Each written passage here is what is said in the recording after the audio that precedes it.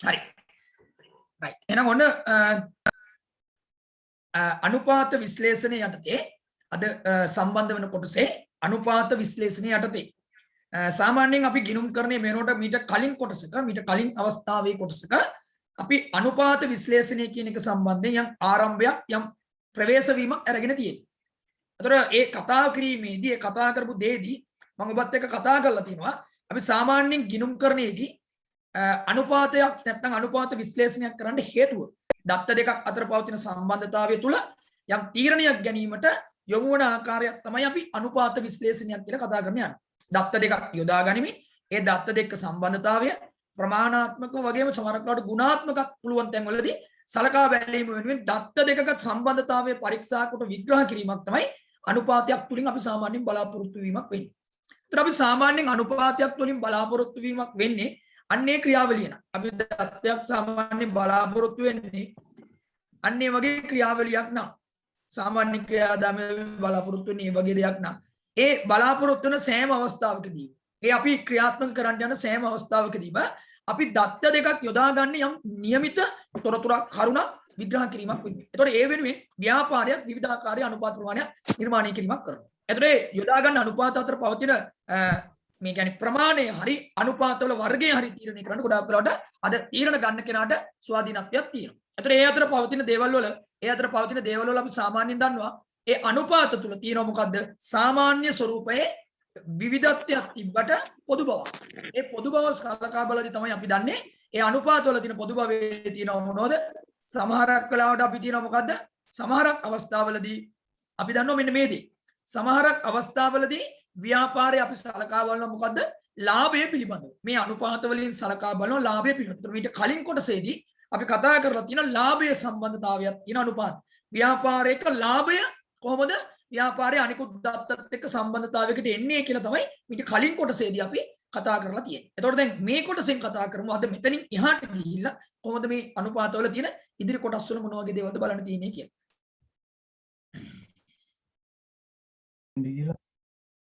හරි. මෙන්න මෙහෙම ගත්තොත් සාමාන්‍යයෙන් අපි මීට කලින් අවස්ථාවක කොටසකදී අපි මේ වෙනකොට යම් ප්‍රමාණයක් වත් එක්ක කතා කරලා තියෙනවා මීට කලින් අවස්ථාවකදී මොකක්ද අපි කතා කරලා තියෙන්නේ මීට කලින් අවස්ථාවකදී මොකද්ද මේ ව්‍යාපාරයක මේ කලින් අවස්ථාවේ කතා කරලා තියෙන ලාභයේ සම්බන්ධතාවයකට යන අනුපාත දල ලාභ අනුපාතය ඊට පස්සේ අපි කතා කරගෙන තියෙනවා शुद्ध लाभ अनुपाते दल लाभ अनुपाते शुद्ध लाभ अनुपाते මේ සම්බන්ධයෙන් තමයි අපි කතා කිරීමක් කරලා තියෙන්නේ. මීට කලින් කොටසක අපි කතා කරේ දල ලාභ අනුපාතය ආයෙත් शुद्ध लाभ अनुपाते දල ලාභ අනුපාතය शुद्ध लाभ अनुपाතය වගේ තමයි මීට කලින් කොටසකදී අපි කතා කරලා තියෙන්නේ. හරි? නමුත් දැන් මෙතනින් කොටසේදී අපි කතා කරන්න යන්නේ ඒකේ ඉතිරි කොටස් වල තියෙන අනුපාතවල පවතින සම්බන්ධතාවය තමයි කතා කරන්න යන්නේ. මෙතනින් ඊට පස්සේ වල සම්බන්ධතාවය පරීක්ෂා කරන්න යද්දී ඒ වගේ තියෙනවා සමහරක් තැන්වල අර අන්තර් සම්බන්ධතාවයකුත් තියෙනවා. දැන් දල ලාභයේ සම්බන්ධ අනුපාත කතා කරනකොට මෙතන එහාට කතා කරන්නේ වගේ මොකද තියෙන්නේ? අන්තර් සම්බන්ධතාවයකුත් තියෙනවා. එතකොට ඒ කතා කරන්න තියෙන අනුපාතවල ප්‍රධාන ස්වරූපයන් ගත්තොත් පහක් තියෙනවා. ලාභදායීත්ව අනුපාත, ඊට පස්සේ ද්‍රවශීලතා අනුපාත, ඊට පස්සේ ගත්තොත් තෝලන අනුපාත, ඊට පස්සේ ක්‍රියාකාරී අනුපාත, ඊට පස්සේ ආයෝජනයක් නැත්නම් ආයෝජකයන් වෙනින් සූදානම් කරන අනුපාත කියලා වර්ග කිහිපයක් තියෙනවා. ඒතකොට අද කොටසේ මුලින්ම අපි ආරම්භයකට යමු. මොකද්ද මේ අපේ තියෙන මොකද්ද ද්‍රවශීලතා අනුපාත. ද්‍රවශීලතා අනුපාත කියන එකට ආරම්භයකට යමු. හරි.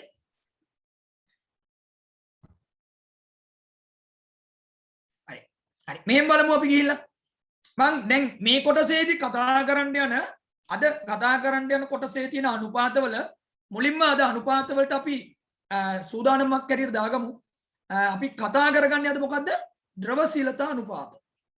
අපි කතා කරන්නේ ද්‍රවශීලතා අනුපාත. හරි ද්‍රවශීලතා අනුපාත.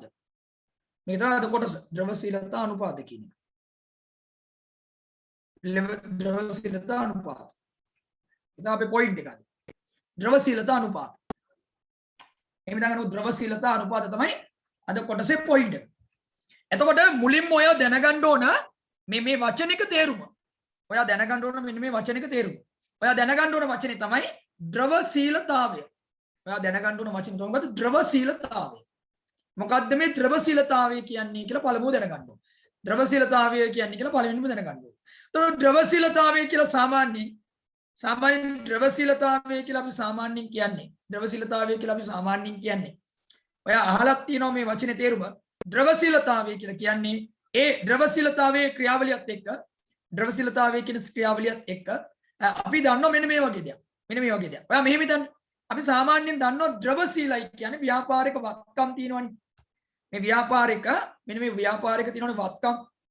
මේ වත්කම් වලින් අපි කවදා හරි උත්සාහ කරනවා ඒ ව්‍යාපාරයක පවතින වගකීම නැත්නම් ව්‍යාපාරයක ගෙවන්න තියෙන බැඳීම ගෙවලා පියවන්න. සෑම ව්‍යාපාරයක්ම උත්සාහ කරනවා මේ ගොඩක් වෙලාවට ඒ ව්‍යාපාරයට පවතින වගකීම ඒ ව්‍යාපාරයට පවතින වගකීම ව්‍යාපාරික වත්කම් භාවිතා කරලා නිදහස් කරන්න. ව්‍යාපාරික වත්කම් භාවිතා කරලා නිදහස් කරන්න බලාපොරොත්තු වෙනවා. අතන වත්කම් භාවිතා කරලා නිදහස් කරන්න බලාපොරොත්තු වෙනකොට මේ වගකීම ව්‍යාපාරයේ තියෙන්න ඕන මොකද්ද? සාමාන්‍යයෙන් ව්‍යාපාරයක් ඇතුලේ තියෙන්න ඕන මොකද්ද? මේ ව්‍යාපාරික වගකීම නිදහස් වෙන්න පුළුවන් ප්‍රමාණයේ වත්කම්. වගකීමක් නිදහස් කිරීමේ தත්ත්වය බලන්න ඕන. එතකොට මේ වත්කම් බැලුවොත් ඔයා දන්නවා මේකෙත් වර්ග දෙකක් තියෙනවා. ජංගම නොවන වත්කම් අනිත් එක ජංගම වත්කම් කියලා වත්කම් වර්ග දෙකක් තියෙනවා. වත්කම් වල කොටස් දෙක ජංගම නොවන වත්කම් අනිත් එක මොකද්ද? ජංගම වත්කම් කියලා කොටස් දෙකක් තියෙනවා. එතන මේ වගකීමෙත් කොටස් දෙකක් තියෙනවා. ජංගම නොවන වගකීමයි අනිත් එක ජංගම වගකීමයි කියලා කොටස් දෙකක් තියෙනවා. මේක සාමාන්‍යයෙන් අපි ගිණුම් කරණය හදාරනකොට දන්න දෙයක්. වත්කම් වල කෙටි කාලයක් තුල නිදහස් කරන තත්ත්වයකුත් තියෙනවා. වසරකට වඩා වැඩි දිගු කාලයක් නිදහස් කරන තත්ත්වයකුත් තියෙනවා. වගකීම් වල කෙටි කාලීන නිදහස් කිරීමේ තත්ත්වයකුත් තියෙනවා. ඊට අවුරුද්දකට වඩා වැඩි කාලයක් තුල නිදහස් කිරීමේ තත්ත්වයකුත් තියෙනවා. ඒතර මේ ද්‍රවශීලතා කියන තත්ත්වය තුල අපි විග්‍රහ කරන්නේ සාමාන්‍යයෙන් ද්‍රවශීලතාවය කියන එකට විෂයානුගතව අර්ථ දැක්වීම තියෙන්න පුළුවන්. ආර්ථික විද්‍යාවේදී ද්‍රවශීලතාවය කියන තත්ත්වය විග්‍රහ කරන්නේ එතෙන්ට ගැලපෙන සංකල්ප යොදා ගැනීමෙන් තමයි ඒක කතා කරන්නේ. ඒතර අපි මෙතන ඉස්මතු කරන එක සමහරක් වෙලාවට ඒකට වඩා ටිකක් වෙනස් විදිහේ අර්ථයක් වෙන්න පුළුවන්. එතන අපි එතන කතා කරන්නේ කියන්නේ මූල්‍ය පිරිවේ අඩු මූල්‍ය පිරිවේකින් මේ පහසුවෙන් ඉක්මනින්ම යමක් මුදල් බවට පත් කර ගැනීමේ ශක්තියතාවයේ හැකියාවට අපි සරලව විග්‍රහ කරන ද්‍රවශීලතාවය කියලා. ඒ එතන අර්ථාන්විතව ඒක හරි. ඒ අර්ථයෙන් මෙතෙන්ට ගෙනාම අපි මේ ගිණුම් කරණය තුල ද්‍රවශීලතාවය කියන එක ඉස්මතු කරන්න යන්නේ මේ ව්‍යාපාරික පවතින වගකීම. ව්‍යාපාරික හැමදාම පවතින වගකීම නිදහස් කිරීම වෙනුවෙන් ව්‍යාපාරයේ පවතින ශක්තියතාවය හැකියාව. ව්‍යාපාරයක වත්කම් වලින් ඒ ව්‍යාපාරයේ වගකීම ණය බේරන්න පුළුවන්ද කියන එක බලන එක තමයි අපි සාමාන්‍ය මොකක් කියලාද මේ කියන්නේ ද්‍රවශීලතාවය කියලා කතා කරන්නේ. ඒතර ඒකේ තව විග්‍රහයට ගියොත් මේ වගකීමේ වර්ග දෙකක් තියෙනවා. මේ වගකීමේ මොකද තියෙන්නේ? වර්ග දෙකක් තියෙනවා. එකක් තමයි ජංගම වගකීම. මම මෙතන ගන්න ප්‍රධාන එක ජංගම වගකීම. CL කියලා මම සංකේතයක් කරන්නකෝ ජංග කරන්ට් ලයබිලිටි. ජංගම වගකීම. මේ වත්කම් වලත් මම ගන්නවා ජංගම වත්කම්. මේ වත්කම් වලත් මම ගන්නේ මොකද? ජංගම වත්කම් තමයි ගන්න. මේ වත්කම් වලත් මම ගන්නේ මොකද? ජංගම වත්කම්. මොකක්ද ගන්න මේ වත්කම් වල? ජංගම වත්කම් වල තමයි මම යන්නේ. හරි? ජංගම වත්කම් වල තමයි මම ඉන්නේ. කියන්නේ කරන්ට් ඇසෙස් කියන්නේ. ජංගම වත්කම්. එහෙනම් මෙන්න මේ ජංගම වගකීම නිදහස් කරන්න මෙන්න මේ ජංගම වත්කම් අපිට තියෙනවද? ඒවා ප්‍රමාණාත්මකව තියෙනවද? වැඩියෙන් තියෙනවද? අඩුවෙන් තියෙනවද කියලා අන්න ඒ වගේ විග්‍රහයක් යන එක තමයි අපි මේ ද්‍රවශීලතා අනුපාතවලදී කතා කරන යන්නේ. ද්‍රවශීලතා අනුපාතවලදී විග්‍රහ කරන්නේ ඔන්න ඔය දේ. දැන් ද්‍රවශීලතා අනුපාත කියලා අපි සාමාන්‍යයෙන් කියන්නේ ව්‍යාපාරයක කෙටි කාලීන වගකීම නැත්නම් ජංගම වගකීම නිදහස් කිරීමට කෙටි කාලීන වත්කම් ප්‍රමාණාත්මකව තියෙනවද කියන එක තමයි අපි මෙතන සලකා බලන්නේ සාමාන්‍ය විදියට. ඒතර ඔන්න ඔක තමයි ගිණුම් කරණයේ අර්ථය. ජංගම වගකීම් නිදහස් කරන්න පුළුවන් ප්‍රමාණවත් කෙටි කාලීන ජංගම ස්වරූපයේ වත්කම් තියෙනවද කියන එක විග්‍රහ කරන එක තමයි අපි මොකක් කියලාද කියන්නේ? ජංගම වත්කම් කියලා කියන්නේ. ජංගම වත්කම් කියලා කියන්නේ. සාමාන්‍යයෙන් අපි ඕකට තමයි ජංගම වත්කමක් කියලා හදන්නේ. ජංගම මේ වත්කම් වලින් වගකීම නිදහස් කිරීම තමයි ද්‍රවශීලතාවය කියලා කතා කරන්නේ. ද්‍රවශීලතාවය කියන්නේ ඔන්න ඔය දෙයට. ඒතර මෙන්න මේක ද්‍රවශීලතාවය න ะ. මේ ද්‍රවශීලතාවය ගත්තම සාමාන්‍යයෙන් ඔයව දන්නවා මම මේක තව පොඩ්ඩක් මේ විග්‍රහයට එන්නම්. මේ ජංගම වගකීම් ගත්තොත් එහෙම මේ ජංගම වගකීමේ තියෙන විවිධ දේවල්. ජංගම වගකීමේ තියෙන විවිධාකාර දේවල්. ජංගම වගකීම. දැන් උදාහරණයකට අපි මේක තව පැහැදිලි කිරීමකට ගියොත් එහෙම අපි දන්නවා මේ ව්‍යාපාරික ජංගම වගකීම ගත්තොත් ව්‍යාපාරික ජංගම වගකීම ගත්තොත් එහෙම ජංගම වගකීමේ තියෙන මොනවද? සාමාන්‍යයෙන් ගත්තොත් අපි කෙටියෙන් කියමු ණය හිමියෝ. ණය හිමියෝ ඉන්නවා. ණය හිමියෝ ඉන්නවා. ණය හිමියෝ. ඊට පස්සේ අපි කියමු උපචිත වියදම් තියෙනවා. උපචිත වියදම් තියෙනවා. කෙටි කාලින වියදම්. ජංගමකේ. බැංකු අයිරාව තියෙනවා. මම ජංගමේ ඔම ගන්නේ. බැංකු අයිරාව තියෙනවා. මේවා සාමාන්‍යයෙන් අපි සලකන ජංගම ස්වරූපයේ වියදම්. සෝරි වගකීම්. ඒතර තව තියෙනවා මේකේ මොකද්ද? කෙටි කාලීන ණය කියලා දාන්නකෝ මම. වසරෙන් පියවනේවා. කෙටි කාලීන ණය. මේ ඕන දෙකක් ජංගම වගකීම්. මම මේ ලිව්වේ ජංගම වගකීම් වලට උදාහරණ. ඔය ලිව්වේ. එහෙනම් මෙන්න මේ ජංගම වගකීම් ටික මම දැන් නිදහස් කරගන්න ඕන. ව්‍යාපාරිකයා මේ ජංගම වගකීම් ටික මොකද කරන්න ඕන? ගෙවා ගන්න ඕන, පියව ගන්න ඕන නිශ්චිත කෙටි කාලයක් තුල. කෙටි කාලය කියන්නේ අවුරුද්දක් තුල. ඒතර ඕක පියවන්න ඒ ව්‍යාපාරය තුල තියෙන්නත් ඕන ඒකට සමාන්තර විදිහේ වත්කම්. ඒ ජංගම වත්කම් පියවන්න තියෙන සමාන්තර වත්කම් වල තමයි අපි කියන්නේ මොකද? ජංගම වත්කම් කියලා කියන්නේ. අපි ජංගම වත්කම් වලින් උත්සාහ කරනවා මෙන්න මේ ජංගම වගකීම් මොනවා කරන්නද? පියවන්න. එතන අපිට ජංගම වත්කම් වල ගොඩාක් දේවල් තියෙනවා. ව්‍යාපාරයේ අවසන් තොගය තියෙනවා වෙළඳ තොගය. ඊට පස්සේ අපි වෙළඳ ලැබිය යුතු දේ කියන්නේ අපි ණය ගැතියෝ කියලා ගමු. ඊට පස්සේ ණය ගැතියෝ තියෙනවා. සාමාන්‍ය ණය ගැතියෝ තියෙනවා. ඊට පස්සේ ගත්තොත් එහෙම තව තියෙන්න පුළුවන් ඕන මොකද ඉදිරියට ගෙවීම් තියෙන්න පුළුවන්. ඒවත් අපි ජංගම ස්වරූපයට ගන්න ඕනේ. ඉදිරියට ගෙවීම් කියන වියදම් වියදමක් ඉදිරියට ගෙවීම් කරන්න පුළුවන්. ඉදිරියට ගෙවීම්. ඊට පස්සේ අතේ මුදල් තියෙන්න පුළුවන්. මුදල් ශේෂ තියෙන්න පුළුවන්. මුදල් ශේෂ ඇතුලේ බැංකු ශේෂ ඔක්කොම තියෙනවා. මෙන්න මේ වගේ දේවල් කියලා හිතන්නකෝ මුදල් ශේෂ බැංකු ශේෂ ඔය වගේ දේවල් තියෙන්න පුළුවන්. ඉතින් මෙන්න මේවා යොදාගෙන අපිට සිද්ධ වෙනවා අර ජංගම වගකීම් මොනවා කරන්නද? ගෙවල නිදහස් කළා දාන්න. දැන් මේවා ගෙවන්න ගියාට පස්සේ මේ දෙකේ තියෙන ආකාරය. හරිද? මෙන්න මේ දෙකේ තියෙන ආකාරය. දැන් උදාහරණයක් මම ඔබට විග්‍රහ කරන්න එන්නම්. සාමාන්‍යයෙන් ගත්තොත් මේ විග්‍රහය ගද්දි ඔයා උපකල්පනය කරන්න මේ ව්‍යාපාරයේ තියෙනවා මේ වෙලාවේ ජංගම වත්කම් වල වටිනාකම මම උදාහරණයක් ගන්න ජංගම වත්කම් වල වටිනාකම රුපියල් 1000ක් තියෙනවා. මේ ඔක්කොම ටික එකතු කරාම රුපියල් 1000යි. ජංගම වත්කම් ටික ඔක්කොම රුපියල් 1000යි. ජංගම වගකීමක් තියෙන රුපියල් 1000යි. ජංගම වත්කම් රුපියල් 10යි ජංගම වත්කම් රුපියල් 1000යි. ඒ කියන්නේ ජංගම වත්කමුත් රුපියල් 1000යි ජංගම වගකීමත් රුපියල් 1000යි. දැන් රුපියල් 1000යි තියෙනවා. 1000යි තියෙනවා. ඒතර මේ වගේ අවස්ථාවකදී ව්‍යාපාරයේ තුලට මොන වගේ තත්ත්වයක්ද ඇති වෙන්නේ කියන එක අපි විග්‍රහ කරගන්න කියනවා. අපිට මුලින්ම බලන්න වෙනවා මෙහෙම වගේ දෙයක් තිබ්බොත් මොන වගේ කියන්නේ ව්‍යාපාරයට ක්‍රියාකාරීත්වයට ඇති වෙන බලපෑම මොකක්ද කියලා බලන්න වෙනවා. සාමාන්‍ය විදිහට මේ වගේ තත්ත්වයක් තියෙනවා. දැන් ඔන්න මම දැන් පොඩි අර කියපු දෙයට පොඩි පැහැදිලි කිරීමක් කරන්න. දැන් බලන්න ජංගම වත්කම් තිබ්බේ කීයද 1000යි. ජංගම වගකීම් තිබ්බේ කීයද 1000යි. දැන් මේ වත්කම් ටික යොදාගෙන මුදල් කරගෙන තමයි අර කෙටි කාලින ජංගම වගකීම් මම නිදහස් කරන්නේ. දැන් මේක නිදහස් කරන්න යනකොට එහෙනම් පළමුවෙන්ම මට සලකා බලන්න වෙනවා මෙන්න මේ වත්කම් පැත්තේ තියෙන දේවල් වල මුදල් බවට පත්වීමේ සත්‍යතාවය. මුදල් බවට පත්වීමේ හැකියාව බලන්න වෙනවා. ඒවා මුදල් කරගන්න මට තියෙන හැකියාව බලන්න වෙනවා. දැන් බැලුවොත් ඔයා දන්නවා මේ ව්‍යාපාරේ මේ තියෙන ඕනෑම දෙයක් මුදල් බවට පත් කරන්න පුළුවන්. මේ ඕනම තියෙන මුදල් බවට පත් කරන්න පුළුවන්. අද මේවා මුදල් බවට පත් කිරීමේ ක්‍රියාවලිය ගත්තොත් සාමාන්‍යයෙන් ඒක ඉක්මනින්ම වෙන දෙයක්ුත් නෙවෙයි. එක එකම මුදල් බවට පත් කිරීමේ ක්‍රියාපටිපාටිය වෙනස්. මම ඒක තව විග්‍රහයක් කරන්නම් මෙන්න මෙහෙම ඔයාලට ඒකට පැහැදිලි වෙයි. අපි මෙහෙම හිතමු. දැන් ව්‍යාපාරයේ අර තිබ්බා කියන මම කියපු දේවල් දැන් මම වත්කම් ටික මුදල් බවට පත් කරගන්න ඕන. ඔන්න අර ජංගම වත්කම් ටික මුදල් කරගන්න ඕන. මම සර්කල් එක කරගෙන යනවා මේවා. ඉස්සරෝම ගේනවා තොගය. ඊට පස්සේ ගේනවා ණය ගැතියෝ. තොගය මෙතන තියෙනවා ඊට පස්සේ තියෙනවා මෙතන ණය ගැතියෝ. තොගයට පස්සේ ණය ගැතියෝ. තව තැනක මම මේක වෙනමම දාගන්න ඉදිරියට කළ වියදම්. ඉදිරියට කළ වියදම් කියලා තව පැත්තක තියෙනවා. දැන් මේ හැම එකම මුදල් කරගන්න යන්නේ. මේ මුදල් කරගන්න යන ක්‍රියාවලියේදී ඒවා මුදල් කරගෙන පාරකට ගෙවන්න. මේවා ඉක්මනින් මුදල් වෙනවද බලන්න. ඔන්න බලන්න මේ වගේ යන ක්‍රියාපටිපාටි. තොගයක් තියෙනවා. මේ තොගය එකවරම මුදල් වෙන්නේ නැහැ. මේකෙන් භාණ්ඩ හදලා නිෂ්පාදනයක් කරලා ඒක විකුණලා කතන්දරයක් තියෙනවා. භාණ්ඩ හදන්න කාලයක් තියෙනවා. හදපු භාණ්ඩ විකුණන්න කාලයක් තියෙනවා. විකුණපු භාණ්ඩ ණයට විකුණුවොත් බිහි වෙනවා ණය ගැතියෝ. ණය ගැතියෝ.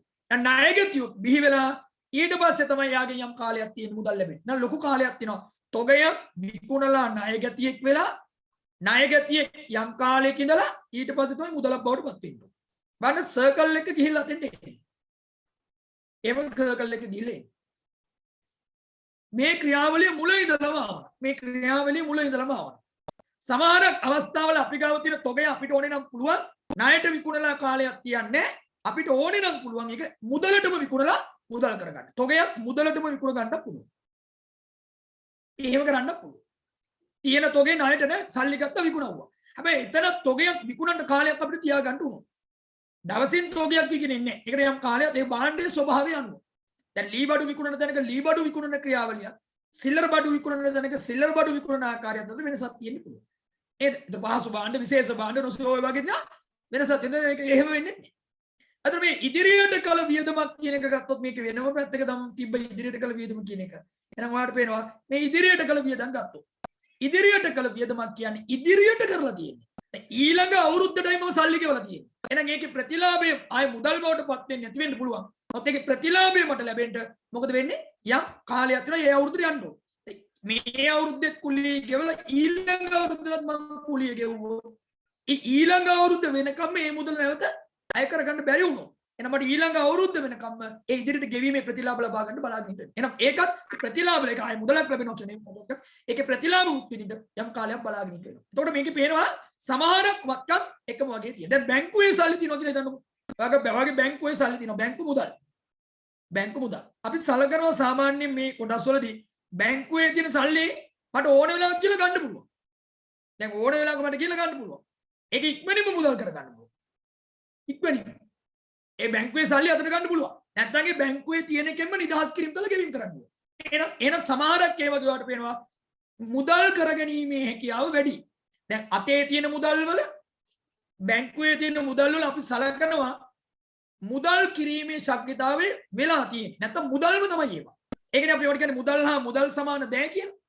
මේවා මුදල් හා මුදල් සමාන දෑ මේවා මුදල් කියලා සලකන්නේ. මුදල් ප්‍රවාහ ප්‍රකාශ පාඩමේදීම අපි කියනවා මේවා මුදල්. නැත්නම් කිව්වොත් මේ වගේ ද්‍රව්‍යශීලතාවයේ 100%යි. මේකේ මුදල් වල 100%යි, බැංකුවේ මුදල් වල 100%යි. මොකද ඒවා ඉක්මනින්ම මුදල් වෙලා තියෙනවා. ගනුදෙනු කාර්යයට අඩුම පිරිවේගකින් යොදා ගන්න පුළුවන්. ඒවා අපි ගාව තිබ්බොත් අවුලක් නෑ අර වගකීම නිදා. අතේ ඔය වගේ දේවල් තිබ්බොත් ටක් ගාලා ගෙවන්න පුළුවන්. හැබැයි අපි ගාව තියෙන මුදල් වලට බැංකුවේ මුදල් වලට වඩා මෙන්න මේවා අපි ගාව තිබ්බොත් අපි ගාව ජංගමවත්කම් වල වැඩිපුර තියෙන තොගේ නම් අපි ගාව ජංගමවත්කම් වල වැඩිපුර තියෙන ඉදිරියට ගෙවීම නම් නැත්නම් අපි ගාව ජංගමවත්කම් වල තියෙන වැඩිපුර ණය ගැතිය උනා. අන්න එතෙන්දී අපිට සලකා බලන්න වෙනවා මේවා තියෙන ආකාරය අනුව අර වගකීම නිදහස් කරගන්න පුළුවන්ද කියලා. එහෙනම් ඒකයි මම මෙතන කිව්වේ. දැන් මෙතන මේ මොකක්ද ඔයාගේ ඔන්න ඔය මම දාපු එකේ මෙන්න මේ ක්‍රියාවලියේ ඔබ දකින්න ඔන්න ඔය වත්කම් view මම ඔබට කිව්වේ අර ජංගම වත්කම් 1000ක් තියෙනවා කියලා කතාව විතරයි මේ. මම ඔබට කිව්වේ ජංගම වත්කම් 1000ක් තියෙනවා කියන අදහස විතරයි.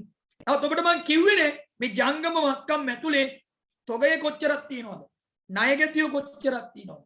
ඉදිරියට ගෙවීම් කොච්චරක් තියෙනවද? බැංකුවේ මුදල් කොච්චරක් තියෙනවද කියලා මම ඉදිරිපත් කිරීමක් කරේ නැහැ. එහෙනම් ඔබට වත්කම් තිබ්බා කියලාම හරියන්නේ නැහැ. ඒකයි මම කියනවා. වත්කම් තිබ්බා කියලාම හරියන්නේ නැහැ. ඒ තියෙන වත්කම් වල ව්‍යාප්තිය සලකා බලන්න වෙනවා. ඒ තියෙන වත්කම් වල මොකද්ද බලන්න වෙන්නේ? ව්‍යාප්තිය සලකා බලන්න වෙනවා. නැත්නම් ඒ වත්කම් ව්‍යුහේ හැදිලා තියෙන්නේ කොහොමද කියලා බලන්න වෙනවා. ඒක බලලා තමයි එහා පැත්තේ වගකීමේ නිදහස් කිරීමේ හැකියාව බලන්න ඕනේ. වගකීමක එහෙම අපි බලන්න ඕනේ මොනවද වගකීම් කියන්නේ? ඔය මේ තියෙන සෑම වගකීමක් මට ගෙවන්න වෙනවා. ණයමිය ගෙවන්නම වෙනවා. උපචිත වියදම ගෙවන්නම වෙනවා. බැංකුවේ අයිරාව නිදහස් කරන්න වෙනවා.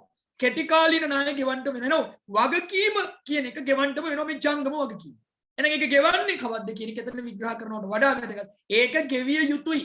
අනිවාර්යෙන් ගෙවිය යුතු තත්ත්වයක් තියෙනවා. එහෙනම් මෙතෙන්දී අපි ගිණුම් කරන ද්‍රව්‍යශීලතාවය තුළ මේ උත්සාහ කරන්න ඉස්මතු කරන්න ජංගම ස්වරූපයේ පවතින වත්කම් තුල අර වගකීම් නිදහස් කිරීමේ තත්ත්වයක් එක්ක සම්බන්ධතාවයක්. ඒතර අපි මෙතන විග්‍රහ කරන්නේ අපේ කතාබහේ වැඩිපුර අපි සලකා බලන්නේ වත්කම් ව්‍යුහය ගැන කතා බලන්නේ.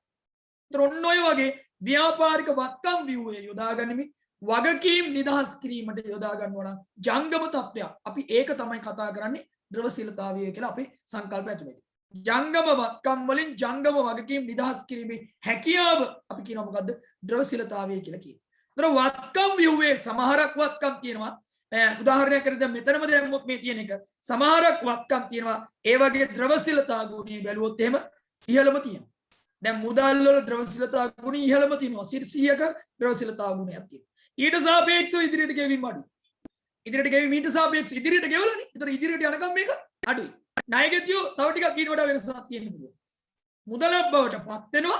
හැබැයි අපි ණයට විකුණපු කෙනාට දුන්නේ මාසෙකින් සල්ලි ගෙවන්න. එහෙනම් මාසයක් කින්ට වෙනවා අපි බලාගෙන. මාසෙකින් තමයි යාගෙන් සල්ලි එන්නේ. එන්න කාලයක් යාට දීලා තියෙන්නේ. තොගේ තව ඊට වඩා ද්‍රවශීලතාවය අඩුයි. ඇයි තොගයක් තිබ්බ පමණින් ඒ තොගේ එහෙම විකුණන්න පුළුවන්. නමුත් ඒක යොදාගන්නේ අපි තොගේ කියන එක තුල භාණ්ඩ හදන අමුද්‍රව්‍ය න ะ.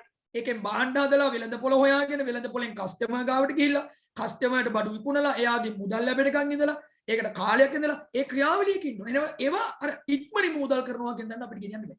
අන්න මේවා පිළිබඳ කරන විග්‍රහයක් තමයි අපි මොන අනුපාත තුලද කතා කරන්නේ. මෙන්න මේ ද්‍රවශීලතා අනුපාත කියන එක අපිට කතා කරන්නේ. ඔන්න ඕකට තමයි ද්‍රවශීලතාව එක අපි විග්‍රහ කරන්නේ. එතකොට මේකෙදි ඔන්න ඔයා දැනගන්න ඕන මෙන්න මෙහෙම දෙයක් තියෙනවා. ඉක්මනින්ම මුදල් වලන වත්කම් ප්‍රමාණයක් අපිට තියෙනවා. ජංගම වත්කම් වල තියෙනවා ඉක්මනින්ම මුදල් කරන්න පුළුවන් වත්කම්. අපි ඒවට කියන ඉක්මනින්ම මුදල් බවට පත් කරන්න පුළුවන් වත්කම්. අපි ඒවට කියනවා ක්ෂණික වත්කම්. ඉක්මනින්ම මුදල් බවට පත් වෙන වත්කම්. ක්ෂණික වත්කම්. ඒතර ක්ෂණික වත්කම් කියන එක ඇතුලේ අපි තියන්න පුළුවන් මෙන්න මේවා. ණයගැතියෝ ක්ෂණික වත්කම් ඇතුලේ තියන්න පුළුවන්. ඉක්මනින් මුදල් කරන්න පුළුවන් කියන තැනට අපි කියනවා. මුදල් කියන එක මුදල් වෙලාවනේ තියෙන්නේ. එහෙනම් ඒක ක්ෂණික වත්කමක් ඇතුලේ අපි සලකන්න පුළුවන්. ක්ෂණික වත්කම්. ඔන්න වචනේ. ද්‍රවශීල වත්කම් කියලා සලකනවා මේවා. ක්ෂණික වත්කම් නැත්නම් ද්‍රවශීල වත්කම්. ණයගැතියෝ ද්‍රවශීල වත්කම්. ඉක්මනින් මුදල් වෙනවා. මුදල් ක්ෂණික වත්කම්. බැංකු මුදල් අපි සලකනවා මොකද්ද? ක්ෂණික වත්කම් කියලා සලකනවා. ඉක්මනින් මුදල් බවට මේවා පත් වෙනවා. හැබැයි අපි ගෙනුම් කරන විග්‍රහයවලදී අපි තර්ක කරනවා මේ තොගය කියන්නේ ක්ෂණික වත්කමක් නෙවෙයි. වත්කමක් නෙවෙයි කියන්නේ ක්ෂණික වත්කම් නෙවෙයි. ඉක්මනින් මුදල් කරන්න බෑ. ඉදිරියට කළ ගෙවීම කියන්නේ ක්ෂණික වත්කමක් නෙවෙයි. ඉක්මනින් මුදල් බවට පත් වෙන්නේ නැහැ. එහෙනම් මේ වත්කම ඔක්කොම එක ගොඩේ ගහලා මේ විග්‍රහය කරන්න ගියොත් පැටලෙනවා. මොකද ක්ෂණික වත්කමුත් මේක ඇතුලේ තියෙනවා. ද්‍රවශීල වත්කමුත් තියෙනවා. ද්‍රවශීල නොවන වත්කමුත් මේක ඇතුලේ තියෙනවා. එහෙනම් අපිට සිද්ධ වෙනවා අපේ අනුපාත විග්‍රහයේදී සමස්ත වත්කම් කියලා එකක් අරගෙන විග්‍රහ කරන්න. සමස්තය එකක් කියලා අරගෙන විග්‍රහ කරන්න වෙනවා. කළා ඒක ඇතුලේ ඉක්මනින් ද්‍රවශීලව සලකන ටික වෙනම අරගෙන විග්‍රහ කිරීමක් කරන්න. ඔන්න ඔය තර්කයේ මත ගිහිල්ලා අපේ අනුපාත පාඩම් වලදී අපි හදනවා මෙන්න මෙහෙම. ව්‍යාපාරේ අනුපාත දෙකක් ගොඩනගනවා මේකට. ඒ කියන්නේ මුළු වත්කම් මුළු ජංගම වත්කම් තිබ්බෝ. මුළු ජංගම වත්කම් තිබ්බෝ. මුළු ජංගම වත්කම් යොදාගෙන මුළු ජංගම වගකීම සලකා බලනවා. මුළු ජංගම වගකීම සලකා බලනවා. මුළු ජංගම වත්කම් වලට මුළු ජංගම වගකීම සලකා බලන අනුපාතයක් තියෙනවා. එක. ආයෙ ගන්නවා වගකීම නම් කොහොමද මුළු ජංගම වගකීම තමයි වගකීම වෙනසක් කරන්නේ. මුළු ජංගම වගකීම ගන්නවා. මුළු ජංගම වගකීම සලකා බලනවා. මුළු වත්කම් ගන්නෙ නෑ. ඒකේ තියෙන ද්‍රවශීල ජංගම වත්කම් ටික ගන්න.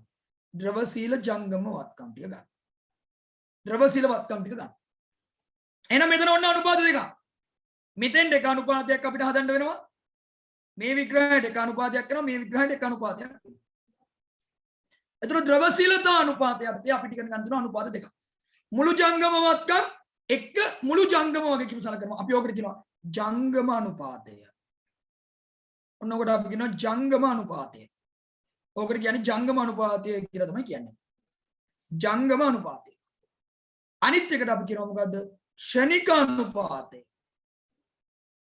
ද්‍රවශීල අනුපාතය කියලා කියනවා. ක්ෂණික අනුපාතය. ක්වික් රේෂියෝ කියන්නේ.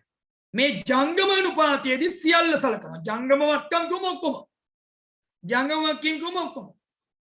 ක්ෂණික අනුපාතයට ආවට පස්සේ වගකීමේ ජංගම වගකීමමයි. හැබැයි වත්කම් ව්‍යුහය තුල යොදාගන්නේ ද්‍රවශීල වත්කම් වන අර ඉහළම ද්‍රවශීලතාවයක් තියෙන වත්කම් ටික විතරයි. ඉහළම ද්‍රවශීලතාවයක් තියෙන වත්කම් ටික විතරයි. ඔන්න ඔය න්‍යායාත්මක තර්කය තමයි මේ ද්‍රවශීලතාවයේ කියන තුල ගිහිලා අපිට කතා කරන්න දෙන අනුපාත දෙක. ඒතර මේ අර්ථය ඔබත් එක්ක විග්‍රහයේදී පැහැදිලි කරන්න පුළුවන් මට අනුපාත දෙකක්. අනුපාත දෙකක් අරගෙන පැහැදිලි කිරීමක් කරන්න පුළුවන් මේක යටතට ගියාට පස්සේ. දැන් බලමු කොහොමද මේ අනුපාත දෙක සූත්‍ර එලෙස ඉදිරිපත් වෙන ආකාරයත් ඒක ඇතුළේ තියෙන විග්‍රහාත්මක தත්ත්වයක් කොහොමද වෙන්නේ කියන එක. දැන් බලගන්න. දැන් ඔය තිරේ දකින්නේ ඔය තියෙන මොන අනුපාතයද? ජංගම අනුපාතය. ඔය දකින්නේ ජංගම අනුපාතය. එතකොට ඔයාලට පේනවා මේ අනුපාතය හදද්දී මම අර කලින් කොටසේදී ඔබට පැහැදිලි කිරීමක් කරලා දුන්නා. අනුපාතයක් හදන්න විදියක් තියෙනවනේ. අනුපාතයක් හදන්න විදියක් තියෙනවා. සමහරක් අනුපාත අපි ඉදිරිපත් කරන්නේ ප්‍රතිශත ලෙස, percentage වලින්. තව සමහරක් අනුපාත ඉදිරිපත් කරන භාග සංඛ්‍යා ලෙස. එතකොට මේ ජංගම අනුපාතය අපි ඉදිරිපත් කරන්නේ මේක එකකට අනුපාතයක්. එතකොට මෙතන පේනවා පේවට පේනවා මේ අනුපාතයේ ඉර උඩ මේක හදන්න ක්‍රම දෙකක් තියෙනවා. සමහරක් වෙලාවට අපි කරනවා ජංගම වත්කම් ටික ජංගම වගකීමෙන් බෙදනවා. මේකට කියනවා ජංගම අනුපාතය. ජංගම වත්කම් කිව්වම මුළු ජංගම වත්කම් ඔක්කොම. ජංගම වගකීම් කිව්වම ඔක්කොම ජංගම වගකීම් මුළු. එහෙනම් මුළු ජංගම වත්කම් මුළු ජංගම වගකීමෙන් බෙදනවා. එතකොට උත්තරයක් එනවනේ. ඒ එන ගාන අපිට උත්තරයක් ලෙස ගත්තොත් ඉදිරිපත් කරන්න පුළුවන්. එකකට දැන් ඉර හැම වෙලාවෙම ඉර යට තියෙන එක එකයි. ඉර යට තියෙන එක එකයි නම් උත්තරේ එන්නේ ඉර උඩ තියෙන එක කීයද කියන්නේ.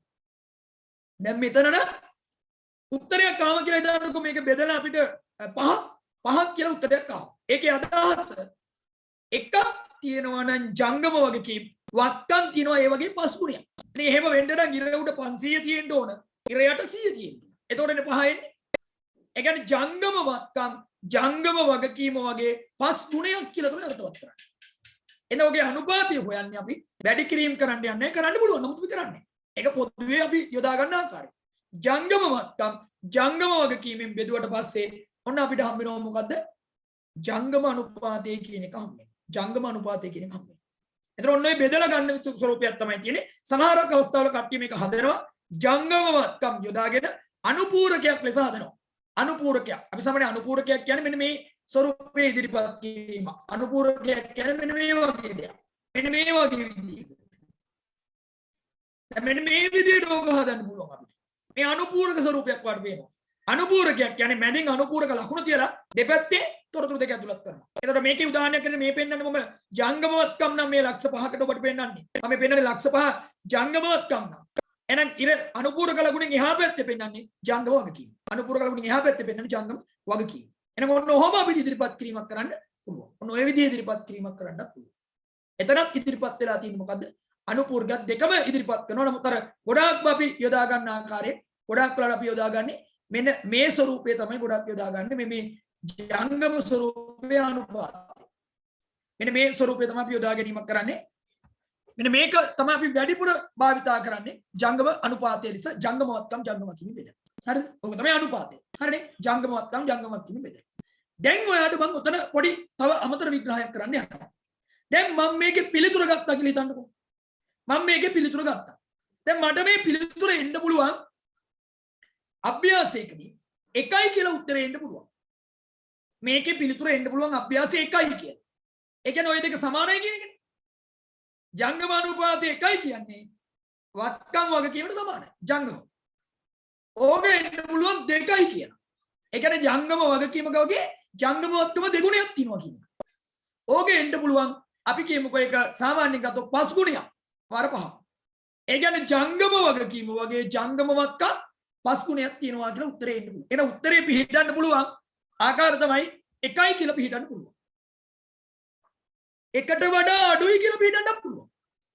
1යි කියලා පිළිහිටන්න පුළුවන් එකට වඩා අඩුයි 0.5යි. පිළිතුර එනවා 0.5. ඔන්න විශ්ලේෂණ කැලල දැන් මේ කියන්නේ 0.5. එතකොට ඔබට තේරෙන්න ඕන ඒ පිළිතුරෙන් පෙන්වන්නේ මොකද්ද? ජංගම වගකීම වගේ ජංගම වත්කම් භාගයයි තියෙන්නේ. එතකොට ජංගම වගකීම 1000යි ජංගම වත්කම 500යි වගේ. ආන් එතකොට 0.5. එකක්වත් නැහැ. එකක්වත්. ඒ කියන්නේ එකක් වෙන්න පුළුවන් එකට වඩා අඩු වගේක් වෙන්න පුළුවන්. ආයි එකට වඩා වැඩි වගේක් වෙන්නත් පුළුවන්. එකට වඩා වැඩි වගේක් වෙන්නත් පුළුවන්. එකට වඩා වැඩියෙන් තියෙනවා කියනකොට 2ක් 3ක් 4ක් 5ක් 10ක් ඕන එකක් වෙන්න පුළුවන්. දැන් අපි තේරුම් ගන්න ඕන අනුපාතයක් හදලා පිළිතුර ගත්තම ඒ පිළිතුර බලලා ඒකින් විශ්ලේෂණයක් කරන්න. ඒක තුලින් විශ්ලේෂණයක් කරන්න. අපි බලමු ඒක තුලින් විශ්ලේෂණය කරන්නේ කොහොමද කියලා. රයිට්. දැන් එනම් අපි පොඩි අවබෝධයක් ලබා ගන්න ඕන මේකේ පිළිතුර ගත්තට පස්සේ ඒක ඇතුලේ මොනවද කියවෙන්නේ කියලා. හරි. එතකොට ඔන්න මම පළමුවෙන් ඔයාලට මේක කියන්නම්. ඔතන උත්තරේ ආවා කියන්නකෝ එකක් උත්තරේ ආවා. එතකොට ඔබට තේරෙනවා එකක් නම් උත්තරේ ආවේ ඒකේ අදහස මේ දෙක සමානයි. උත්තරේ යම් අවදානමක් තියෙනවා. එකයි කියන උත්තරේ આવොත් යම් අවදානමක් අපිට පේනවා. ඇයි මම අවදානමක් කියන්නේ?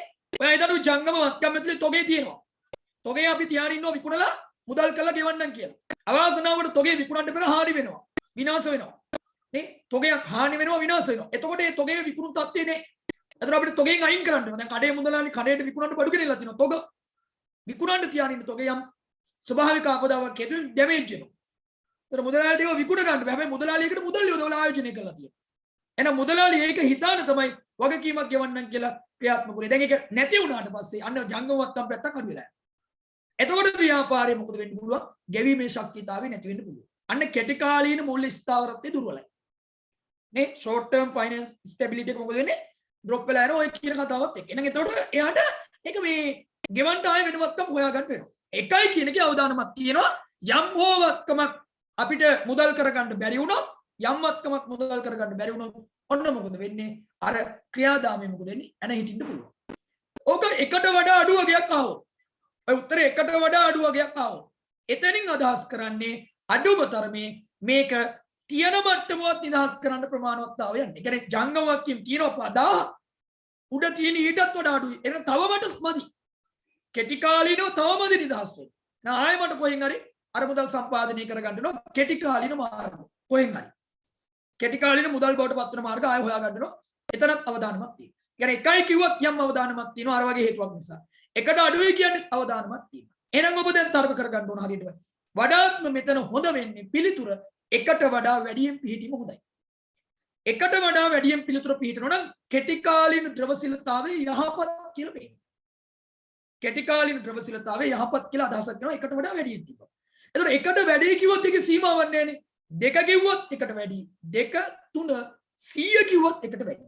එතකොට එතන ඔබ තේරුම් ගන්න ඕන එකට වඩා වැඩියෙන් කියන එක හොඳයි. හැබැයි එකට වඩා වැඩියෙන් කියද්දි එකට වඩා වැඩියෙන් තියෙන්න ඕන සාමාන්‍ය හොඳයි කියලා සලකන්න පුළුවන් වෙන්නේ කොයි මට්ටමේද කියලා. දැන් ඔබ සලකා බැලුවොත් එකට වඩා වැඩියෙන් පිළිහිටීම වඩාත්ම හොඳයි කියන්නේ කොයි වගේ ප්‍රමාණයද කියන එක දැන් පොඩ්ඩක් අවබෝධ කරගන්න ඕන තැන. හරි. ඒ කියන්නේ මෙහෙම හිතන්න. දැන් ඔයාගේ ජංගමවත්කම් තියෙනවා ගොඩක්. මම උදාහරණයක් දානවා මේ අනුපාතයට අගයන් දෙකක්. ජංගමවත්කම් තියෙනවා 500ක්. 500ක් තියෙනවා. ජංගම වගකීම තියෙන්නේ 100යි. අතන උත්තරේ හැදුවොත් එනවා 5යි කියලා. අය ඔතනින් 5යි. 500 බෙදීම 100 5යි. වාර 5ක් කියලා දාන්නකො. ඒ කියන්නේ ජංගම වගකීම වගේ 5 ගුණයක් තියෙනවා ජංගම වත්කම්. අතන අපිට බැලුව බැලමට පේනවා ව්‍යාපාරයේ ද්‍රවශීලතාවය හොඳයි.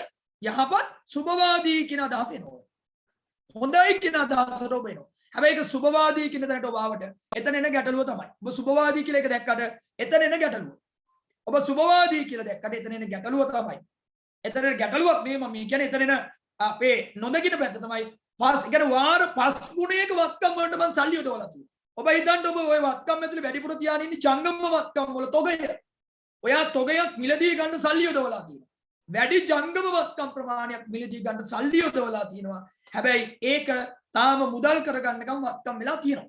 ඒතර ඒ තුල මම මුදලක් යොදවලා ආයෝජනයක් කරලා තියෙනවා. එහෙනම් වැඩි මුදලක් ආයෝජනයක කරලා තිබ්බට ඒ අවස්ථාවේ ඒ තුල ගන්න තියෙන ප්‍රතිලාභය මම වැඩිම ඒකට දායක කරලා තියෙනවා. සරලව කිව්වොත් ආර්ථික විද්‍යානුකූලව ආයෝජිත මුදලේ ආවස්තික පිරිවැයක් තියෙන්න පුළුවන්. එසා ගොඩාක් වත්කම් තිබ්බට යහපත් කියන අදහස ආවට ඒක ප්‍රශස්ත මට්ටම නෙමෙයි. අපි මෙතන බලන්න ඕන හොඳයි කියන එක නෙමෙයි ප්‍රශස්තේ. ඔප්ටිමල් ලෙවල් එක.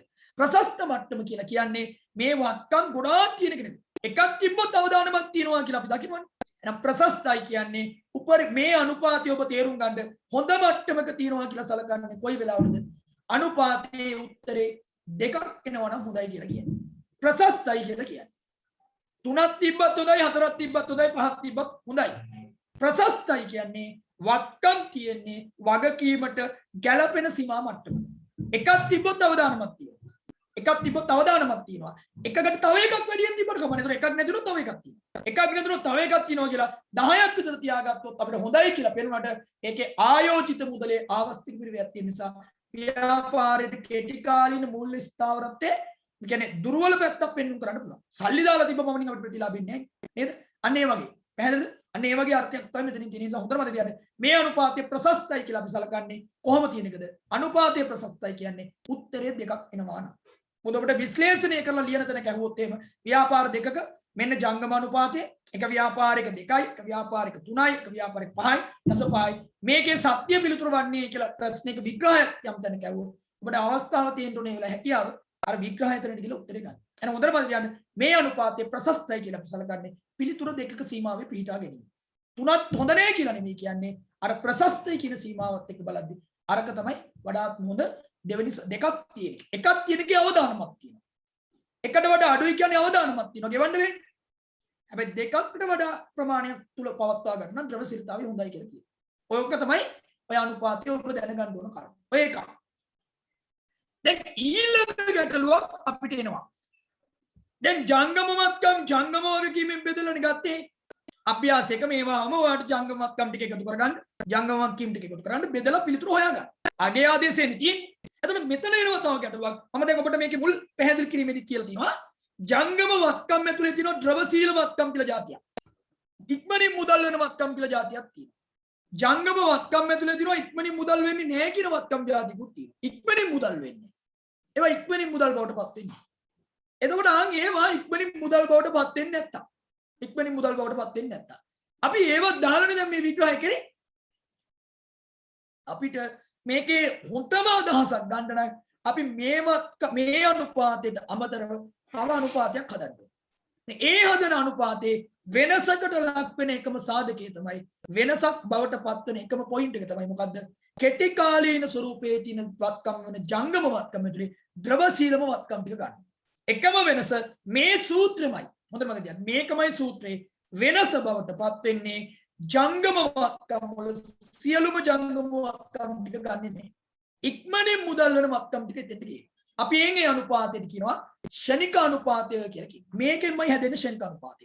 ෂණික අනුපාතය කියලා තමයි මේක හඳුනා ගැනීමක් කරන්නේ. අපි ඒකට කියන්නේ මොකද්ද? ෂණික අනුපාතය. ෂණික අනුපාතය කියලා කියන්නේ අපි ඒක. අපි ඒකට හඳුනා ගන්න විග්‍රහ කරන්නේ ෂණික අනුපාතය. ඔන්න ඔබට පේනවා ෂණික අනුපාතය. ෂණික අනුපාතය තියෙනවානේ. බලන්න ෂණික අනුපාතය කියන එකේ වෙනස. එතකොට එකම වෙනස ඉර උඩ තියෙන එකේ වෙනස විතරයි. මොකද්ද මේ ඉර උඩ තියෙන එකේ වෙනස? ඉර උඩ තියෙනවා මොකද්ද? ද්‍රවශීලවත්කම්. ඉර උඩ මොකද්ද තියෙන්නේ? ද්‍රවශීලවත්කම්. ඉර උඩ තියෙන්නේ ද්‍රවශීලවත්කම්. ඉර යට තියෙන්නේ මොකක්ද? ඉර යට තියෙන්නේ ජංගම වගකීම්. ඉර යට තියෙන්නේ මොකද්ද? ජංගම වගකීම්. එතකොට ජංගම වගකීම් වල වෙනසක් කළා නැහැ. වෙනස බවට පත් වෙන්නේ ඉර උඩ තියෙන වත්කම් වල ඉක්මනින් මුදල් වෙන වත්කම් ටික ගෙනින්න තියෙනවා. එතකොට ඔබට තව විග්‍රහය යටින් තියෙනවා ද්‍රවශීල වත්කම් වල තියෙන්නේ මොකද්ද? ජංගම වත්කම් ටික ගත්තොත් ඒකේ අපි ද්‍රවශීල ලෙස සලකන්නේ නැති ටික අයින් කරගන්න. ජංගම වත්කම් වලින් ඔක්කොම වත්කම් තියෙන එකේ මෙතන මේ ජංගම වත්කම් ඇතුලේ ද්‍රවශීල ලෙස සලකන්නේ නැති ස්වරූපයේ වත්කම් අයින් කරනවා. අපි සාමාන්‍යයෙන් විග්‍රහ කරද්දී තර්ක කරනවා ද්‍රවශීලතාවයේ බවට පත් වෙන ඉක්මනින්ම වත්කම් වෙන්නේ නැත්තේ තොගයයි කලින් කළ ගෙවීම් කින් දෙන්නේ. ගොඩක් අභ්‍යාසවලදී ඔබට තොගය දෙන්නේ තව එක සාධකයක් ගන්න පුළුවන් කලින් ගෙවීම්. තොගය ඉක්මනින් මුදල් වෙන්නේ නැහැ කියන්නේ තොගේ මුදල් වෙන්න කාලයක් ගන්නවා. නිෂ්පාදන ක්‍රියාවලිය, අලෙවි ක්‍රියාවලිය, මුදල් බවට පත් වෙන ක්‍රියාවලිය. ඔය කාලපමාවක් තියෙනවා. කාලය තුලට යන නිසා ඒක එතනින් අයින් කරනවා. තොගය ඉක්මනින් මුදල් වෙන්නේ නැහැ කියනවා. ඒ නිසා අපි මේ තොගය අයින් කරනවා. නැත්නම් මේ තොගයත් එක්කනේ අපි කලින් එකේ තීරණය ගත්තේ. ඊළඟ කලින් කළ ගෙවීම් කියන එක එතනින් අයින් කරන හේතුව තමයි කලින් ගෙව්වේ. එතන ඒක ගෙව්වේ මං කලින්නේ. දැන් ඊළඟ අවුරුද්දට තමයි කුලිය ගෙව්වේ. එහෙනම් ඊළඟ අවුරුද්ද වෙනකම් මට ඒකේ ප්‍රතිලාභය ගන්න බෑනේ. එහෙනම් මට කාලයක් බලන්න. ඒ කාලේ මට සලකා බලන්න ඕනේ. ආන්ගේ කාලයක් සලකා බලන්න වෙනවා. ආන්ගේ කාලයක් මට බලාගෙන ඉන්න වෙනවා. එහෙනම් ඒක මොන වත්කමක්ද? ඒක අපිට සලකන්න වෙන්නේ ජංගම ස්වරූපයේ වත්කමක් කියන්නේ. සෝරි ජංගම වුණාට ඒක ද්‍රවශීලතාවය තුලින් තියන්න කතා කරන්නේ. එහෙනම් ඒ දෙක අයින් කරන්න. අභ්‍යාසයක ද්‍රවශීලවත්කම් කියලා දුන්නම මුත්තට මතක තියාගන්න අභ්‍යාසයකදී ඔයාලට MCQ විසඳන්න ඕන වෙනවා. අභ්‍යාසයේදී පරීක්ෂණ වලට ද්‍රවශීලවත්කම් වචන දෙනවා. ඒකල අභ්‍යාසයකදී කියනවා ජංගමවත්කම්. ඔයාලට හොයාගන්න වෙනවා ගානේ තොගය. ගානේ දීලා නැහැ තොගය. මතක තියාගන්න උතන තොගය කියලා දෙන්නේ අවසන් තොගය. උතන තොගය කියලා ගන්නෙත් අවසන් තොගය. ඔයා දැන් ගානක් හදාගෙන යනවා MCQ ප්‍රශ්නයක ඔයාලට ඕන තොගය හොයාගන්න. තොගය දීලා නැහැ. ඔබ මීටරෙන් ගන්න ඕන ද්‍රවශීලවත්කම් කියන එක ඇතුලේ තොගේ නෑ. ඒක ඇතුලේ තොගේ නෑ. මොකද තොග අයින් කරලා තියෙන්නේ. ජංගමවත්කම් කිව්වොත් ඒක ඇතුලේ තොගත් එක තියෙන්නේ. එහෙනම් ගානේ කිව්වොත් එimhe මේ වත්කම් දෙක අතර තියෙන වෙනසට හේතු දෙකයි ඔය දෙන්නමනේ. ගානේ කියයි ඒ අවස්ථාවල. ඒ අවස්ථාවල කියයි. එක්කෝ කලින් කළ ගෙවීම් නෑ කියලා කියයි. ඒතර ඔය ආධාර ගන්න රෝගය ඇතුලේ වෙනස තොගේ කියලා. සමහරක් ගණන් වල කියනවා ඔය දෙකම කියන. ඒක ගාන අනුව මතක තියාගන්න ඔය දෙකේ වෙනසින් තොගේ හොයන්න ඕනේ. donc ඔය අභ්‍යාසක තොගේ හොයා ගන්න යනවා මොකක් හරි දැනගන්න. ඔය දෙකේ වෙනසින් තොගේ හොයා ගන්න. තොගේ හොයා ගන්න. ඒ තොගයත් මොන තොගේද? අවසන් තොගේ. දැන් ඔය දැනගන්න ඕන ක්ෂණික අනුපාතයේ ප්‍රශස්තය. ක්ෂණික අනුපාතයේ ප්‍රශස්තය. අතන මොන බලාගන්න කලින් අනුපාතයේදී නැත්නම් අපි කතා කරපු මෙන්න මේ අනුපාතයේදී අපි කතා කරේ ප්‍රශස්තය දෙකයි කියලා. උතර උත්තරේ දෙකක් આવොත් තමයි ප්‍රශස්තයි කියන්නේ. ඇයි ඒ? උතර පිළිතුරු දෙකක් පිටව ගත්තොත් අපිට පුළුවන් මොනවද කරන්නද? ඒ ප්‍රශස්තය කියලා තියාගන්න එකක් නැති වුණොත් තව එකක්. අයි අර එකක අවදානමක් තියෙනවනේ මොනවද අවදානම? අර ඉක්මනින් මුදල් වෙන්නේ නැති ඒවා. තොගේ වගේ දේවල්. ඒ වෙනුවෙන් තමයි අමතර එකක් තියාගන්න. ඉදිරියට ගල ගෙවි. ඒ කාලය වෙනුවෙන් තමයි තව එකක් තියාගන්න. හැබැයි මෙතෙන්ට ආවට පස්සේ එම අවදානමක් පෙන්වන්න බෑ. දැන් තියෙන වත්කම් ද්‍රවශීල වත්කම් කියනවනේ. දැන් කියන වත්කම් මොනවද? ද්‍රවශීල වත්කම් කියලා කියන්නේ. දැන් තියෙන වත්කම්. එතකොට මේ ද්‍රවශීල වත්කම් කියන සංගුණකයේ ඇතුලේ තියෙන්නේ මුදල්ම වෙන වත්කම් ආය අවදානමකට ටිකක් තියාගන්න ඕනේ. අවදානමකට ටිකක් තියාගන්න ඕනේ. එහෙනම් අවදානමකට ටිකක් තියාගන්න නැති වෙනකොට අපි මේ අනුපාතයේ ප්‍රශස්තම තත්ත්වය හැටියට සලකනවා 1යි. ප්‍රශස්ති 1ට 1යි.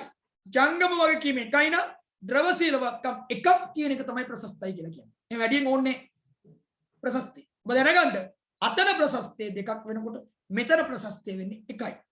පහක් තිබ්බත් හොඳයි. හොඳ නෑ කියන්නේ ප්‍රශස්තයි කියන්නේ අපිටත් ඵලදායි අපිටත් වාසි පැත්තේ මට්ටමක පිටින්. එන ප්‍රශස්ත මට්ටම කියන්නේ කොයි මට්ටම?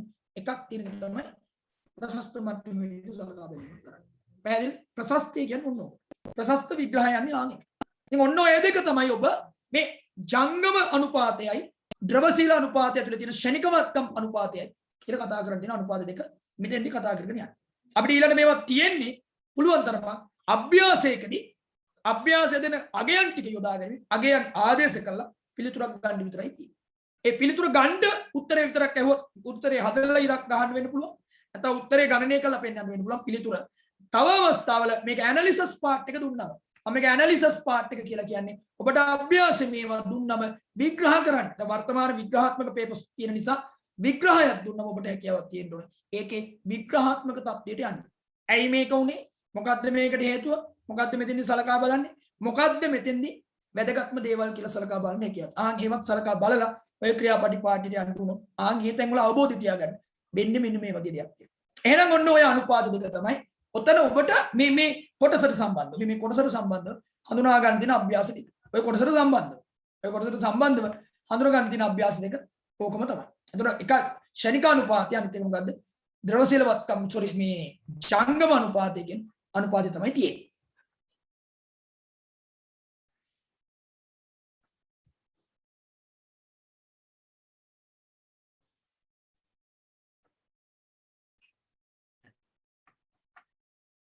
එහෙනම් ඒ දෙක ඔතෙන්ද ඔයාගේ මට්ටමේදී ප්‍රමාණවත් ඈ.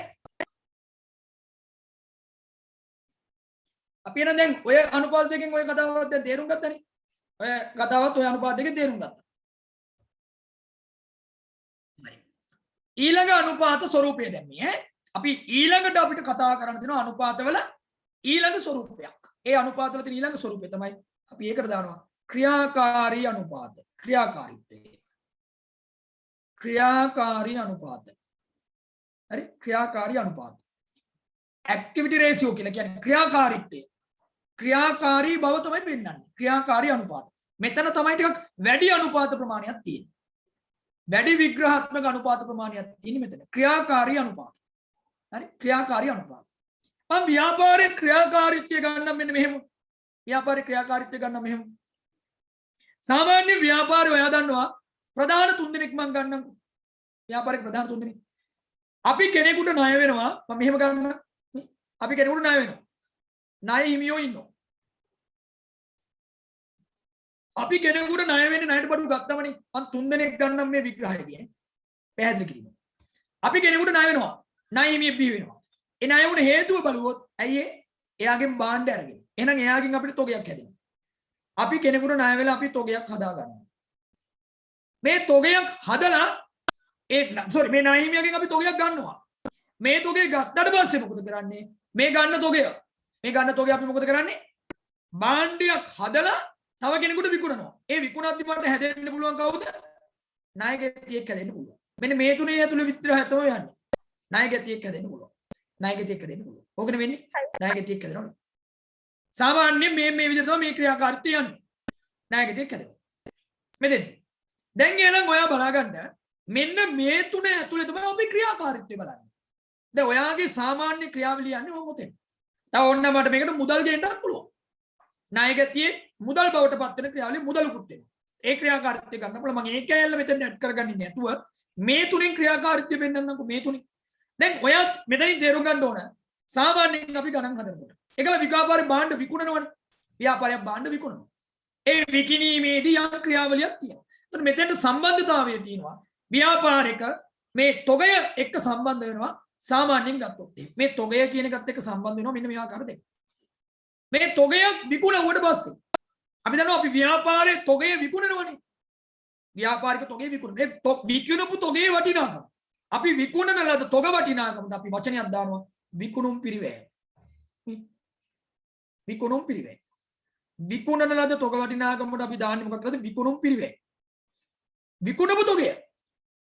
විකුණන ලද ඉතුරුනාම තමයි ඒක ඉදිරි තොගය කියන්නේ. අතන මේවා විකුණනකම් අපිට තියාගන්න වෙනවනේ. ඒ තියාගන්න තැන සමහර තොග ගබඩාවේ තියෙනවා. සමහර තොග සාමාන්‍ය ව්‍යාපාරේ يعني ගබඩාවක නොවන අලවියන්සේ ගබඩාවක තියෙන්න පුළුවන්. යම් තැනක තියෙනවා. කොහොමද මෙතන ගබඩාවකුත් තියෙනවා. නේ? අපි එහෙම දාමු මොකද්ද මේ අපි ඒකට දාමු ප්‍රදර්ශනාගාර ගබඩාවක් කියලා දානවා. ගබඩාවකුත් මෙතන සම්බන්ධ කරගන්න පුළුවන්. මට මේ පැහැදිලි කරන මේවා ගන්න ඈ. විකිණනකම් තොගයත් එක්ක සම්බන්ධ දෙන්නේ. ගබඩාවක් වෙන්න පුළුවන්. නැත්නම් ව්‍යාපාරයක ප්‍රදර්ශන අංශයක් වෙන්න පුළුවන්. ෂෝරූම් එකක් වෙන්න පුළුවන්. ඒකම විකුණනකොට විකුණුම් පිළිවෙල. මේ වචන සෙට් ටික ඇතුලේ තියෙනවා අපේ දෛනික ක්‍රියාකාරීත්ව කතා. එන ඔය ටික ඇතුලේ තමයි ඔක තියෙන්නේ. අතන බලන්න සාමාන්‍යයෙන් ගත්තොත් මේකේ විග්‍රහයේදී ඔය විග්‍රහය ඇතුලේ මෙහෙම හිතා ගන්න. අපි ණය හිමියෙක්ගෙන් භාණ්ඩ ගන්නව ණයට. එතකොට ඒක මාස් පොතා වෙන්න පුළුවන්, අවුරුද්දට සැරයක් වෙන්න පුළුවන්. යම් ක්‍රමවේදයකට ණයට භාණ්ඩ ගන්නවා. කොයි වාරයක් අපි ණයට බඩු ගන්නවද අවුරුද්දට? කොච්චර ටර්න් එකක් ණයට බඩු ගන්නවද? කී වාරයක් ගන්නවද? එහෙනම් මේ දෙන්න සම්බන්ධ කරලා මට පුළුවන් හොයන්න යම් තොරතුරක්. මේ දෙන්න සම්බන්ධ කරලා මට යම් තොරතුරක් හොයන්න පුළුවන්. නේ? එහෙනම් මේ ණයමිය තොග සම්බන්ධ කරන් තව වචන තියෙනවා. ණය මේ කියන්නේ ණයගතියත් එක්ක තමයි සම්බන්ධ වෙන්නේ. මොකද්ද මගේ වචන හදන්නේ? ණයගතියත් එක්ක සම්බන්ධ වෙන වචනේ තමයි විකුණු. බලන්න. ණයගතියත් එක්ක සම්බන්ධ වෙන වචනේ විකුණු. ණයගතියත් එක්ක. ණය හිමියත් එක්ක සම්බන්ධ වෙන වචනේ තමයි ගෙනු. ගෙනු. අනේ මේ වචන දෙකක් මෙහෙම ඇතුළේ මේ ටික ඇතුළේ තියෙන ක්‍රියාකාරීත්වය. ණය හිමියෙක් ගැනුම් තොගයක් ගබඩාවක තියෙනවා විකුණනවා විකුණුම් පිරිවැයක් කරනවා ණයගතියක් කරනවා විකුණනවා මෙන්න මේ සර්කල් එක ඇතුලේ පෙන්වන්නේ අපේ එදිනදා ක්‍රියාකාරීත්වය. ක්‍රියාකාරී බව කියන්නේ ඔන්න ඔක. ඒතර ක්‍රියාකාරී අනුපාත කියලා අපි විග්‍රහ කරන්නේ ව්‍යාපාරයේ දෛනික කටයුතු වල කාර්යක්ෂමතාවය පෙන්වන අනුපාත තමයි මේ තියෙන්නේ. ව්‍යාපාරයක ඒතර ක්‍රියාකාරී අනුපාත කියන එක ඔබ අවබෝධ කළා ඒක තියාගන්න ඕන යම් මතකයක. එතන තියාගන්න ඕන ව්‍යාපාරයක දෛනික කටයුතු වල කාර්යක්ෂමතාවය නැත්නම් කාර්ය සාධනය ඇගයුම් කරන අනුපාත තමයි ක්‍රියාකාරී අනුපාතය කියලා කියන්නේ. ව්‍යාපාරයක දෛනික කටයුතු වල කාර්යක්ෂමතාවය නැත්නම් කාර්යඵල අගයන අනුපාත තමයි අපි කියන්නේ මොකද? ක්‍රියාකාරී අනුපාතය කියලා කියන්නේ. ක්‍රියාකාරී අනුපාත කියන්නේ. ඒතරේ ක්‍රියාකාරීත්වයන් ඇතුලේ තියෙන මොනවද? මේ වගේ වචන. ගැනුම් එන්නේ දෛනික කටයුත්ත. ණයමිය කියන්නේ දෛනික ක්‍රියාකටයුත්තෙන් බිහි වෙන කෙනෙක්. තොගය කියන්නේ දෛනික කටයුතු වලින් බිහි වෙන දෙයක්. විකුණුම් කියන්නේ දෛනික කටයුතු වලින් බිහි වෙන දෙයක්. ණයගතියෝ කියන්නේ දෛනික කටයුතු වලින් බිහි වෙන දෙයක්. එහෙනම් මේ ටික ඇතුලේ තමයි මේ සර්කල් එක යන්නේ. ඒකල මෙතන දත්ත දෙකක් සම්බන්ධ කර අනුපාතයක් හදනවා. දත්ත දෙකක් සම්බන්ධ කරලා අනුපාතයක් හදනවා. දැන් උදාහරණයක් කරගෙන ගත්තොත් එහෙම මම නිකම් මේක පැහැදිලි කිරීමක් කරගෙන යන්න. ගත්තොත් එහෙම මෙන්න මේ දෙන්න සම්බන්ධ කරලා අනුපාතයක් හදනවා. මම උදාහරණ තොගයයි විකුණුම් පිරිවැය සම්බන්ධ කරලා අපි අනුපාතයක් හදනවා. තොගයයි විකුණුම් පිරිවැය සම්බන්ධ කරලා අපි අනුපාතයක් හදනවා. ඊට පස්සේ ගත්තොත් එහෙම විකුණුමුයි ණයගතියයි සම්බන්ධ කරලා අනුපාතයක් හදනවා. විකිණීමයි ණයගතියයි මෙන්න මෙතන දෙවෙනි අනුපාතයක් අපි හදනවා. ඒ දෙන්න සම්බන්ධ කරනවා. විකුණුම් සහ ණයගතිය සම්බන්ධ කරනවා. ගැනුම් සහ ණයහිමියෝ සම්බන්ධ කරලා අනුපාතයක් හදනවා. තුන්වෙනි අනුපාතය. තොගය සහ ගබඩාවක හෝ ෂෝරූම් එක තියෙන කාලය බලලා අපි අනුපාතයක් හදනවා. අනුපාතයක් හදනවා. එතන මෙන්න මේ වගේ අනුපාත ටිකක් තියෙනවා මේක ඇතුලේ. මේක ඇතුලේ අනුපාත ටිකක් තියෙනවා කතා කරලා. මේ අනුපාත ටිකෙන් පෙන්වන්නේ ක්‍රියාකාරීත්වය. මේ කොයි කාලයක් යනවද බාණ්ඩ ගන්න? කොයි කාලයක් ෂෝරූම් එකේ බඩු තියෙනවද විකුණන්න? විකුණන එක්කනා කොයි කාලෙකින් ඉන්නවද ඒක විකුණලා මුදල් බවට පත් වෙන්නේ.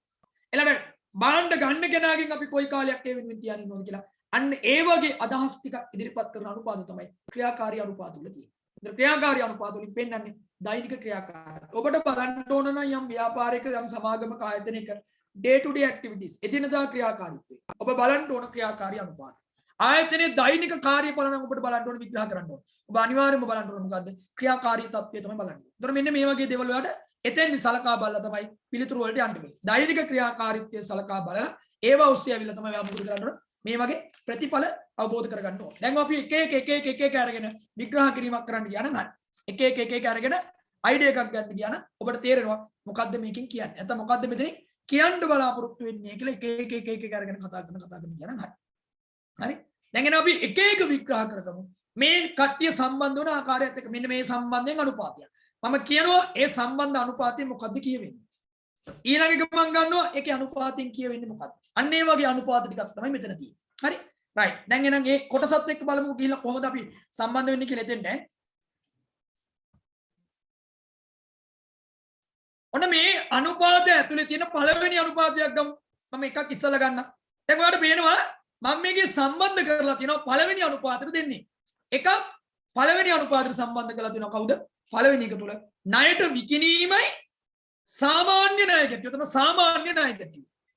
ඔන්න මම සම්බන්ධ කරපු දෙන්න. මම දැන් මේ පළවෙනි විග්‍රහයට සම්බන්ධ කරපු දෙන්න කවුද? එක්කෙනෙක් ණය ගැතිය. අනිත් එක්කෙනා විකුණු. එතකොට මේ දෙන්න සම්බන්ධ කරලා පෙන්නන එක හොඳට මතක තියාගන්න. මෙතන වාර ගානක් පෙන්නන්නේ terms. මෙතන term ගාන. මෙතන උත්තරේ එන්නේ වාර. කී වාරයක්ද කියලා තමයි පෙන්නන්නේ. එතකොට මේ අනුපාතයට අපි කියනවා ණය ගැති පිරිවැටුම් අනුපාතය. ණය ගැති පිරිවැටුම් අනුපාතය. හරි? ණය ගැති පිරිවැටුම් අනුපාතය කියලා කියන්නේ. එතකොට දැන් ණය ගැති පිරිවැටුම්. හරි? ණය ගැති පිරිවැටුම්. දැන් ඔයා බලා ගන්න ඕන මොකද්ද මේ ණය ගැති පිරිවැටුම්? වචන තේරුම් ගන්න. ණය ගැතියේ පිරිවැටුමක් බවට පත් වෙන අනුපාතය. පිරිවැටුමක් කියනවා ඉංග්‍රීසියෙන් turnover.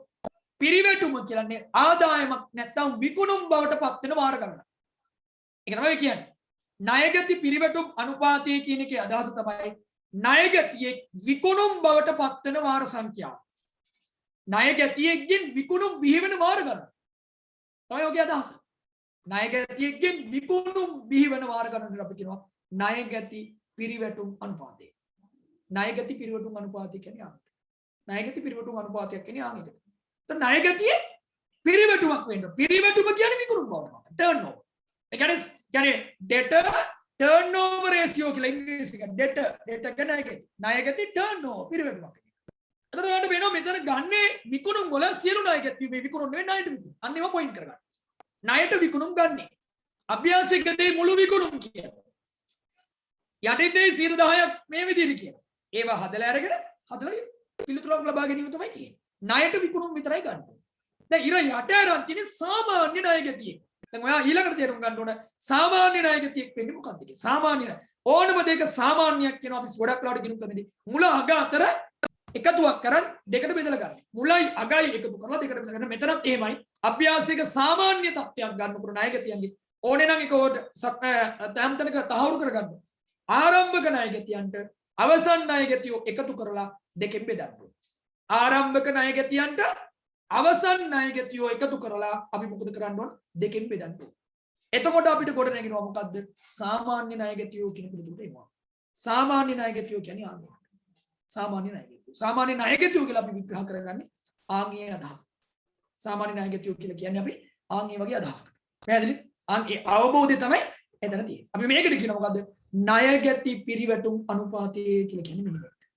ණයගති පිරිවැටුම් අනුපාතය. හරි එතකොට මතක තියාගන්න ණයගතිය විකුණුම් බවට පත් වෙන වාර සංඛ්‍යාව. එතකොට ඔබ තේරුම් ගන්න මේකේ විග්‍රහ කරද්දී මේකේ වාර ගානනේ මේකේ උත්තරෙන්නේ වාර කියලා. වාර 5යි වාර 10යි වාර 8යි එහෙම. ටර්ම්ස් ගානක් එන්නේ. percentage එකක් එන්නේ නැහැ. 100 ගානකින් එන්නේ නැහැ. වාර. එතකොට ඔබ තේරුම් ගන්න විශ්ලේෂණය කරන තැනක ව්‍යාපාරයක ණයගැති පිරිවැටුම් අනුපාතය වැඩි වාර ගණනක් එන්න නැත්නම් මේක වැඩියෙන් එන්න වැඩි වාර ගණනක් නිරූපණය වෙන්න ව්‍යාපාරයේ විකුණුම් බිහි කිරීමේ හැකියාව ඉහළයි කියලා තමයි කියන්නේ. දැන් විකුණුම් බවට පත්වීමේ ශක්්‍යතාවය ඉහළ මට්ටමක තියෙනවා කියලා තමයි කියන්නේ. නැත්නම් මේ ණයගැති පිරිවැටුම් අනුපාතය ඉහළ අගයක් ගැනීම ව්‍යාපාරයට වාසිදායක හිතකර මට්ටමක් තමයි පෙන්වීම කිරීමක් කරන්නේ. අන්න ඒක මතක තියාගන්න. විශ්ලේෂණය කරගන්න තේරුම් ගන්න A කියන ව්‍යාපාරයේ ණයගැති පිරිවැටුම් අනුපාතය වාර 10යි B කියන ව්‍යාපාරයේ ණයගැති පිරිවැටුම් අනුපාතය වාර 12යි කිව්වා. එහෙනම් 10ක් ලබපු කෙනාට වඩා 12ක් ලබපු කෙනා ආදායම් එවත් විකුණුම් ආදායම් බිහි කර ගැනීමේ ශක්්‍යතාවය උඩින් ඉන්නවා කියලා තමයි තේරුම් ගන්න. ඉහළ මට්ටමක ඉන්නවා කියලා තමයි තේරුම් ගන්න. එහෙනම් ඔක තමයි ණයගැති පිරිවැටුම් අනුපාතය කියන එකේ අදහස. අර සාමාන්‍ය ණයගැතියෝ ගද්දි සමහරක් වෙලාවට අභ්‍යාසයේ පෙරවැඩක් කරගන්න වෙනවා. ආරම්භක ණයගැතියෝ ධන අවසාන ණයගැතියෝ බෙදීම දෙකට බෙදලා ආදේශ කිරීමක් තමයි කරන්නේ. මේකට අපි කියනවා ණයගැති පිරිවැටුම් අනුපාතය. මතකද ණයගැතියේ විකුණුම් බවට පත් වෙන වාර සංඛ්‍යාව. අපි ඒකට කියන්නේ ණයගැති පිරිවැටුම් අනුපාතය. මෙන්න මෙතනින් පෙන්නන්නේ විකුණුම් ක්‍රියාකාරීත්වය. විකුණුම් ආදායම් ලැබීමේ ක්‍රියාකාරීත්වය. ඉස්සලම මම ආදායම ගත්තේ ඒකයි. ක්‍රියාකාරීත්වයේ පළවෙනි එක තමයි ආදායම. ඒ ඔස්සේ යන්කෝ. ආදායම් ක්‍රියාකාරීත්වයට ගත්තා. හරි? ඔක හරි. රයිට්. දැන් අපි යනවා මේකේ අපි බලමු මෙයා සම්බන්ධතාවයේ ඉන්න තව අනුපාතයකට. මෙයා සම්බන්ධතාවයේ ඉන්න තව අනුපාතයකට අපි යමු. මෙයත් එක්ක සම්බන්ධතාවයට එන්න ඊළඟ අනුපාතයකට අපි යනවා. තව එකකට අපි විග්‍රහ කරනවා. මෙන්න මේක. දැන් මේ පිළිවෙල බලා ගන්න. මම මේ පිළිවෙලකට අරන් යන්නේ ඈ.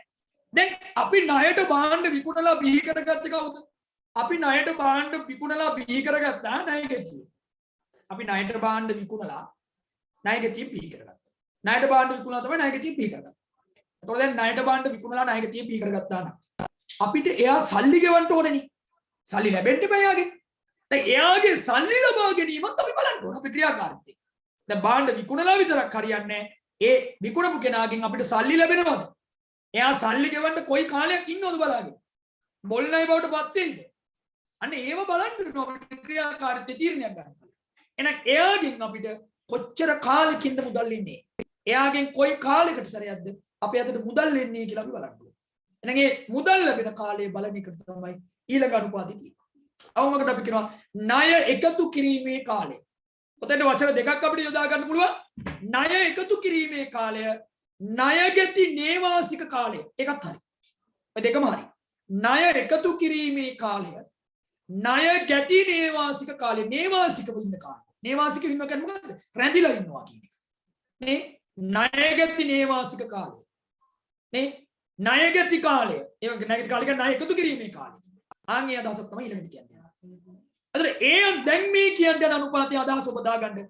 ණයගැතියේ මුදල් බවට පත්වීමට ගතවන කාලය. ණයගැතියේ මුදල් ගෙවීමට ගතවන කාලය. නැත්නම් ණයගැතියේ මුදල් බවට පත්වීමට ගතවන කාලය. කාලය වාරය නෙමෙයි කාලය. කාලය. එතකොට දැන් මේක හදන්න අපිට යොදා ගන්න ඕන කාලයක් නේ. දැන් මේක හදන්න අපි යොදා ගන්න ඕන මොකද? යම් નિયમિત කාලයක්. අනිවාර්යයෙන්ම ඔයා මේක හදන්න යොදා ගන්න ඕන નિયમિત කාලයක්. ඈ නිශ්චිත කාලයක් යොදා ගන්න. નિયમિત නිශ්චිත කාලයක් මේ උඩින් ඔයා යොදා ගන්න ඕන. નિયમિત නැත්නම් නිශ්චිත කාලයක් මෙතෙන් ඔයා ඉන්න ඕන. નિયમિત නිශ්චිත කාලයක් නම් ඔයා මේ සම්බන්ධයෙන් යොදා ගත යුත්තේ. નિયમિત නිශ්චිත කාලයක් ඔබ යොදා ගත යුතුයි. එතකොට මේ નિયમિત නිශ්චිත කාලය මට කියන්න බෑ මෙහෙමමයි කියලා. ඒක ඔබ තීරණ ගන්න යොදා ගන්න. හැබැයි වසරක කාලය තුල තමයි මෙතන සලකා බලන්නේ කෙටි කාලින තත්වයක අපි යන නිසා. එතකොට ඉර උඩට ගන්න පුළුවන්. ගොඩක් වෙලාවට මේ කාලේ දවස් වලින් අපිට වැදගත්. ඕනේ නම් මේක පැය වලින් ගන්නත් පුළුවන් නේ අපිට. කාලේව පැයක් ගන්න. තප්පර වලින් ගන්නත් පුළුවන්. පුළුවන් නේ අපිට ඕනේ නම්. මාස වලින් ගන්නත් පුළුවන්. සති වලින් ගන්නත් පුළුවන්. ඊට පස්සේ අවුරුද්දක් බැරගෙන දින වලින් ගන්නත් පුළුවන්. අපිට ගොඩාක්ම ලේසි ක්‍රමය තමයි මම පහසු කරගන්නේ දින වලට යන්නේ. දවස් ගානේ සල්ලි ගෙවන්නේ දවස් 10ක් ඉන්නේ. ඒකම අපිට අදහසක් තියෙනවා. ඒ දවස් නැත්තම් කාලය කියන එකෙන් ගන්න එක තමයි වඩාත්ම ඇක්ටිව් අපිට මේ වෙලාව. ඒ නිසායි මම ඔය උඩ සාධකයට ගත්තේ වසරකට ඇති දින ගණන. වසරකට ඇති දින ගණන. නේද? වසරකට ඇති දින ගණන. ඔතන. වසරකට ඇති දින ගණන. වසරකට ඇති දින ගන්න. නේද? වසරකට ඇති දින ගණනින් ගන්න පුළුවන්. වසරට ඇති දින ගණන කියන්නේ 360 365 ගානේ දෙයියට එක නිශ්චිත කරගන්න ඕන නිසා හැමෝටම වසරට දින 360ක් බව සලකන්න. වසරට දින 365ක් ලෙස සලකන්න. එහෙම ගානේ කියන්නේ. ඒ දින එහෙම කියලා නැත්නම් ඔය 365 දාලා හදන්න. කවන්නේ. it's got one name. ඉර උඩට දාන්න පුළුවන් එක්කෝ දින ගන්න. දින දැම්මොත් 365. ඇලයිලා. මාස වසරේ මාස ගණන මාස වලින් නම් මේ උත්තරේ මම ගන්න යන්නේ.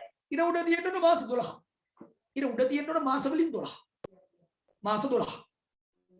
ඕන විදිහට පුළුවන් මේ. ඉර උඩ ඕන එකක් තියෙනවා. මම පොදුවේ කොහෙද දාලා?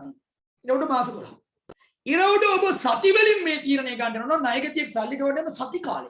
සති ගත්තොත් අපි ඔතන පොදු නියතයක් ගන්නවා ගිණුම් කරන්නේ. ගිණුම් කරන්නේදී ගොඩක් අභ්‍යාස වල එතකොට කියනවා වසරේ සති ගාන යොදා ගන්න කියනවා. සති අපි හදනෝනේ ඒතර කෙටියෙන් මෙහෙම හදා ගන්නවා මාසෙට සති 4යි. ඒතර 4 වරක් 12ට ගත්තම සති 48යි කියලා ඔබ හදා ගන්න ඕනේ. ඒක ඔබගේ මට්ටමින් හරි. ඒතර ඔබ එහෙනම් ඔය හදා ගන්න විදිහට හැම මාසෙම පෙබරවාරි මාසෙ වගේ 28න් තියෙනවා. 28ක් තිබුණේ හරියටම 4කින් සෙට් වෙලා ඉවරනේ. සමහරක් කියුවා 30ක් වෙනවා සමහරක් 31ක් වෙනවා. අතර පොඩ වැඩි වෙනවනේ. ඒ කියන්නේ ඔව එකතු වෙලා තව සතියක් දෙකක් හැදෙනවා.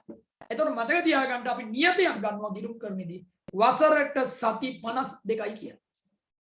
වසරයකට සති වලින් හදනවා නම් ඉලවර තියෙනවා සති 52යි. සති 52ක් හැදෙනවා. සති වලින් යනවා නේ. එහෙනම් ඉල උඩ තියෙන්න පුළුවන් දිනන 360 හෝ 365 ඇලයිලා. මාසන මාස 12. මාස 12. මාස 12. එතකොට මේක ඊළඟට ගන්නවා නම් මොකෙන්ද ඔබට මේක ගන්න පුළුවන් මොකක් කියලා ඔබට මේක ගන්න පුළුවන් ඕනේ නම් අපිට ක්‍රියාපටිපාටියක් හරි ඔබට ඕන නම් ගන්න පුළුවන් මේක මොනවා කියලාද සති වලින් නම් 52 සති වලින් නම් කීයද 52 දැන් ඒක බෙදන්න ඕන කලින් හදපු අනුපාතයෙන් තමයි බෙදන්නේ එහෙනම් මම කියන්නේ මේ අනුපාතය හදන්න කලින් කළු අනුපාතය ඕන වෙනවනේ ඕන වෙන බවක් පේනවා එහෙනම් බෙදන්න ඕන අර නරගති පිරිවැටුම් අනුපාතය. එතකොට එනවා දවස් කීයද කියලා එනවා. දවස් කීයද කියලා උත්තරේ. දවස් කීය. ඔන්න පිළිතුර එනවා දවස් වලින් උත්තරේ. දවස් වලින් උත්තරේ ගන්න. හරි. ඔකේ අදහස මතක තියාගන්න. ණයගතියේ මුදල් ගෙවන්න ගත වෙන කාලය. එතකොට මෙතන ප්‍රශස්තයි කියන්නේ විශ්ලේෂණයේදී මේක ගොඩක් දිග කාලයක් වුණොත් සල්ලි එන්නේ නැහැ. ඒ ව්‍යාපාරයේ ණයගත එකතු කිරීමේ කාලය දින 85ක්. දවස් 85ක් ඉන්නන සල්ලියක්. B ව්‍යාපාරයේ ණයගත එකතු කිරීමේ කාලය දින 40කි. අරකට වඩා සල්ලි එනවා. එහෙනම් එහෙනම් ඕක බලලා ද්‍රවශීලතාවය කියන්න පුළුවන් අපිට. අයි 85ක් ඉන්න කෙනාට වඩා 40ක් ඉන්න කෙනාගෙන් මුදල් ළඟ තියෙන හැකියාව වැඩි. අර ද්‍රවශීලතාවය පිළිබඳවත් මේ තුලින් අදහසක් ගන්න පුළුවන් ඈ. අයි සල්ලි එකට එන මුදල් තිබ්බොත් නේ ද්‍රවශීලතාව ගුණය ඉහළ යන්නේ. මුදල් බවට පත් වෙන කාලය අඩු වෙන්න ඉහළ ද්‍රවශීලතාවයක් වෙන්නේ. මේ කාලේ වැඩි වෙන්න ද්‍රවශීලතාවයේ සාපේක්ෂව ඉහළ මට්ටමක තිබ්බ එක අඩු මට්ටමක නිරූපණය කිරීමක්. හරි. ඒකත් ඔයා උතර මතක තබා ගැනීමක් කරගන්න. මේකෙන් පෙන්නු කරන්නේ ආන් මේ වගේ දෙයක්. එතකොට මම තව කෙටි දෙයක් ඔබට කියලා දෙන්න යනවා. මේ මෙතන අමතර කෙටි දෙයක්. මෙතන කියලා දෙන්න යන්නේ. දැන් මේක හදද්දී ඔබට පේපර් එකේ ණයගති පිරිවැටුම් අනුපාතය ඉල්ලුවා කියලා හිතන්නකො අභ්‍යාසයක මේ වගේ. මේක ඉල්ලුවා. එතකොට ඔයාට මේක හදන්න වෙනවනේ. මේ සූත්‍රය ආදේශ කළ ණයගති පිරිවැටුම් අනුපාතය ඔය දැන් ඔයා මේ පහළ දකින්න එක මේ ස්ක්‍රීන් එකේ පහළ දකින්න මෙතන බලන්නේ ඒක හදන්න. ඒකල ණයගති පිරිවැටුම් අනුපාතය හදාගන්න. හදලා ඊට පස්සේ ආයේ මේක ඉල්ලුවොත් අවුලක් නැහැ. දැන් මේක හදපු උත්තරේ තියෙනවනේ. ඒක හදපු උත්තරේ තියෙනකොට පස්සේ ඒක භාවිත කරලා මේක හදනවා. ඒක ගැටලුවක් නෑ. අරක හදලා. හැබැයි අභ්‍යාසික කෙලින්ම අහගන්න. අභ්‍යාසික කෙලින්ම ඉල්ලලා තියෙන්නේ මේක නම්. කලින් එක ඉල්ලලා නැහැ. හැබැයි අභ්‍යාසික කෙලින්ම ඉල්ලලා තියෙන්නේ ඔන්න ඔක. කෙලින්ම ඉල්ලනවා. එතකොට කෙලින්ම අභ්‍යාසී ඉල්ලන්නේ ඔන්න ඕක නා. කෙලින්ම අභ්‍යාසී ඉල්ලන්නේ ඔන්න ඕක නා. ඔයාට සිද්ධ වෙනව නේද පෙරවැටකාරී අරක හදන්න. හදලා මේකට එන්න එපා. එතකොට මම ඔබට කෙටි ක්‍රමයක් කියනවා. අරක හදන්න නැතුව මේ පිළිතුරට යන්න පුළුවන්. අරක හදන්න නැතුව මේ පිළිතුරට යන්න පුළුවන්. හරි. දැන් ඔබ මේක ගණිත න්‍යායක් යටතේ අපි හදාගන්නේ. ඉර යට තියෙන්නේ ණයගති පිරිවැටුම් අනුපාතයෙන්. ණයගති පිරිවැටුම් අනුපාතය. ඒකට බෙදීමක් නේ. ඉර යට තියෙන්නේ ණයගති පිරිවැටුම් අනුපාතයෙන්. ඒක බෙදීමක් නේ. ඒක බෙදීමක් නා. ඒක බෙදීමක්. ඊළඟ දින ගානනේ. ඒ බෙදීම අපි උඩ යට මාරු කරනවා. මේ උත්තරේ ගන්න පුළුවන් තව පහසු ක්‍රමයක් තියෙනවා. මේකේ උඩ යට මොකද කරන්නේ අපි? මාරු කරනවා. මෙන්න මේකේ උඩ යට මාරු කරන්නේ. මෙන්න මේකේ උඩ යට මාරු කරනවා. ඒක දෙකක් හදන්නේ. මෙන්න මේක හොයපු සූත්‍රය උඩ යට මාරු කරනවා. කොහොමද? සාමාන්‍ය ණයගැතියෝ බෙදනවා ණයට විකිණීමෙන් බෙදලා දින 365න් වැඩි කරනවා. මේකේ උඩ යට මාරු කරලා මේකේ උඩ හදන්න ඕනේ අපිට. මේක හදන කාලේ ඉතුරු වෙනවා. මේකේ උඩ යට මාරු කරනවා අපි. ඒ කියන්නේ මොකද? සාමාන්‍ය ණයගැතියෝ ණයට විකිණීමෙන් බෙදනවා. මේකේ මේ සූත්‍රය උඩ යට මාරු කරලා ඒක වැඩි කරනවා දින 365. එතකොට අර පිළිතුරුම තමයි එන්නේ. අර පිළිතුරු වෙනවා. අභ්‍යාසයක නිවැරදිව ගණනය වෙන වෙලාවට ඔබට තහවුරු කරගන්න පුළුවන්.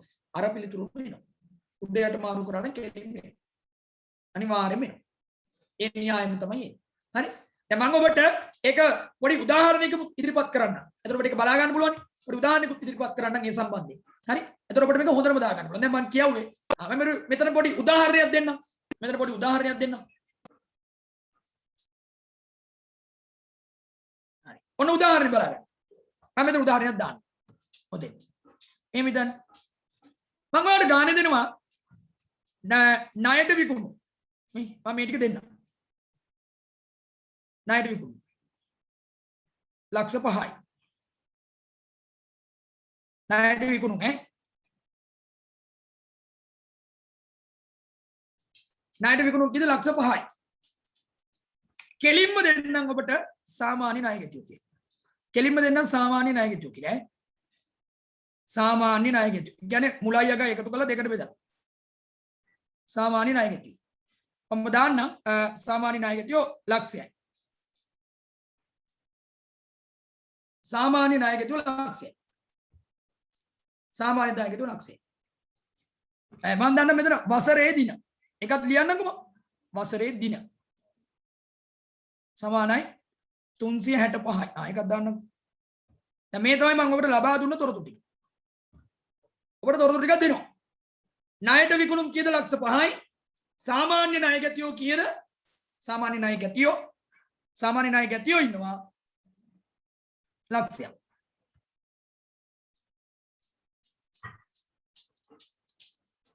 සාමාන්‍ය ණයගැතියෝ ලක්ෂයක්. දැන් පළමුවෙන්ම ඔයත් එක්ක හදමු අපි මේකේ. මම ඔබට මේකේ හදනවා පළවෙනිට පස්සේ. මොකද පොදුවේ හදනවා ණයගැති පිරිවැටුම් අනුපාතය. ණයගැති පිරිවැටුම් අනුපාතය හදමු. මේකේ ණයගැති පිරිවැටුම් අනුපාතය අපි හදාගමු බලන්න. මම හදලා පෙන්නනවා. ඉස්සරම හදන්න. ණයගැති පිරිවැටුම් අනුපාතය. ණයගැති පිරිවැටුම් අනුපාතය සමානයි. ණයගැතියේ පිරිවැටුමක් බවට පත් වෙන අනුපාතය. ණයගැති පිරිවැටුම් අනුපාතය කොහොමද එන්නේ? ණයගැති පිරිවැටුම් අනුපාතය එන්නේ සාමාන්‍ය ණයගැති පිරිවැටුම් අනුපාතය එන්නේ අතන ණයට විකුණුම් කියන්නේ ලක්ෂ 5යි. ලක්ෂ 5 මම බෙදනවා. ණයට විකුණුම් බෙදන්න ඕන ලක්ෂ 5නේ. ලක්ෂ 5 කියන එක ඔයා බෙදන්න ඕන සාමාන්‍යයෙන් කින්ද බෙදන්නේ? සාමාන්‍ය ණයගැතියෝ මම සාමාන්‍ය ණයගැතියෝ කියලා අතන දුන්නේ ලක්ෂයයි. ඔන්න උත්තරේ එනවා වාර 5යි. වාර 5යි. කියන්නේ ණයගැතියෙක් විකුණුම් බවට පත් වෙන වාර සංඛ්‍යාව වාර 5යි. වාර 5යි. හරි? වාර 5යි. ඊළඟට මේකම හදලා පෙන්නනවා ඔයාලට ණය එකතු කිරීමේ කාලය. ණය එකතු කිරීමේ කාලය. දැන් අපිට මේ බලන්න. දැන් අපිට ණයගැති පිරිවැටුම් අනුපාතය තියෙනවනේ 5යි කියලා. එහෙනම් මට තියෙන නිසා මම ඒක යොදාගෙන හදන්නම්කෝ. දින 365 මම බෙදනවා වාර 5යි. වාර 5න් බෙදනවා. වාර 5න් බෙදුවොත් 365 ඔයා බෙදලා බලන්න හරියටම පිළිතුරට ආසන්න එකක් එන්නේ. 365 බෙදලා බලන්න 5න් 365 5න් බෙදුවම හරියට වෙනවා දින 73ක් කියලා එනවා. හරි දින 73ක්. يعني සල්ලි ගෙවන්න දවස් 73ක් යනවා ඔය කින්දී. දින 73ක්. දින 73ක්. දැන් ඔය දෙක කොහොම හදා ගන්න පුළුවන්? හැබැයි ඔබට දැන්මම ඔප්පු කරලා පෙන්නන්නම්. ඔබ ණයගැති පිරිවැටුම් අනුපාතය කියන එක ගාන ඉල්ලලා නැහැ කියලා දන්නකො ඔබගේ. MCQ ප්‍රශ්නෙක පහසු ක්‍රමයක් තියෙන්න eBay. ඉල්ලලා නැත්තම් ඔය ආයේ ඒක හදලානේ මෙතෙන්ට එන්නේ. එහෙම නැතුව මේක අරන් බලමු. එහෙම නැතුව ඔන්න මම ණය එකතු කිරීමේ කාලය හදලා පෙන්නනවා. ණය එකතු කිරීමේ කාලය. ණය එකතු කිරීමේ කාලය. එතකොට දැන් මම අරක හොයලා නැහැ. එතකොට මම අරගේ උඩ යට මාරු කරනවා. ණයගැති පිරිවැටුම් අනුපාතය හොයන එක උඩ යට මාරු කරනවා. දැන් ණයගැති පිරිවැටුම් අනුපාතය හොය විකුණුම් සාමාන්‍ය ණයගැතියන්ගෙන් බෙදලානේ. මම ඒකේ උඩ යට මාරු කරනවා. ඒකේ උඩ යට මාරු කරාම එන්නේ කොහොමද? ලක්ෂය බෙදෙනවා. ලක්ෂය බෙදෙනවා. ලක්ෂ 5. උඩ යට මාරු කරා මේකේ උඩ යට මාරු කරා. මේකෙම මෙන්න මෙතනම උඩ යට මාරු කිරීමක්. උඩ සූත්‍රෙම උඩ යට මාරු කරනවා ණයගැති කිරීම එක. උඩ යට මාරු කළා වැඩි කරනවා දින කීයද? 365 වැඩි කරනවා. බලන්න. ඔක සුළු කරලා බැලුවොත් ඔබට අර එවෙලේ ලැබුණ පිළිතුරම අනිවාර්යයෙන්ම ලැබිය යුතුයි. එතකොට අපිට කාලය ලේසි. කාලය ඉතුරු වෙනවා. හරියටම දින 73යි.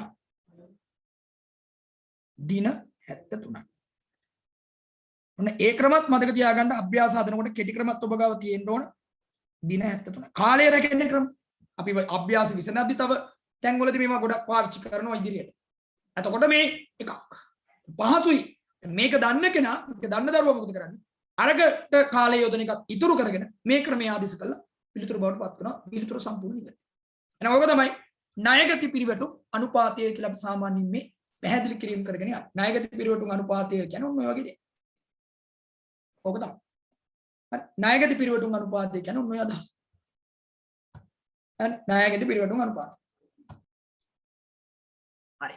එහෙනම් ඔන්න ඕක තමයි ණයගැති කතාවට අපි අවිලා නවත්තගත්තේ. දැන් යන් අපි තව ඉස්සරහට. ණය එකතු කිරීමේ කාලය ඔන්න උතන. අපි ණය එකතු කිරීමේ කාලය කියලා කතා කරගත්තේ ඔන්න. හරි. ණය එකතු කිරීමේ කාලය කියලා අපි විග්‍රහ කරලා කතා කරලා තියෙනවා ඔන්න. ණය එකතු කිරීමේ කාලය. දැන් එනම් බලමු ගිහිල්ලා. ණය එකතු කිරීමේ කාලය අවසන් නම් බලමු අපි ගිහිල්ලා. ඊළඟ අනුපාතයකට. තොග පිරිවැටුම් අනුපාතය. දැන් තොගයත් එක්ක සම්බන්ධ. දැන් ක්‍රමයේ තේරෙනවා. දැන් ඔබට මේකේ පහසුවක් තේරෙනවා. දැන් තොගය පිරිවැටුම්. පිරිවැටුම් කියන්නේ විකුණුම්.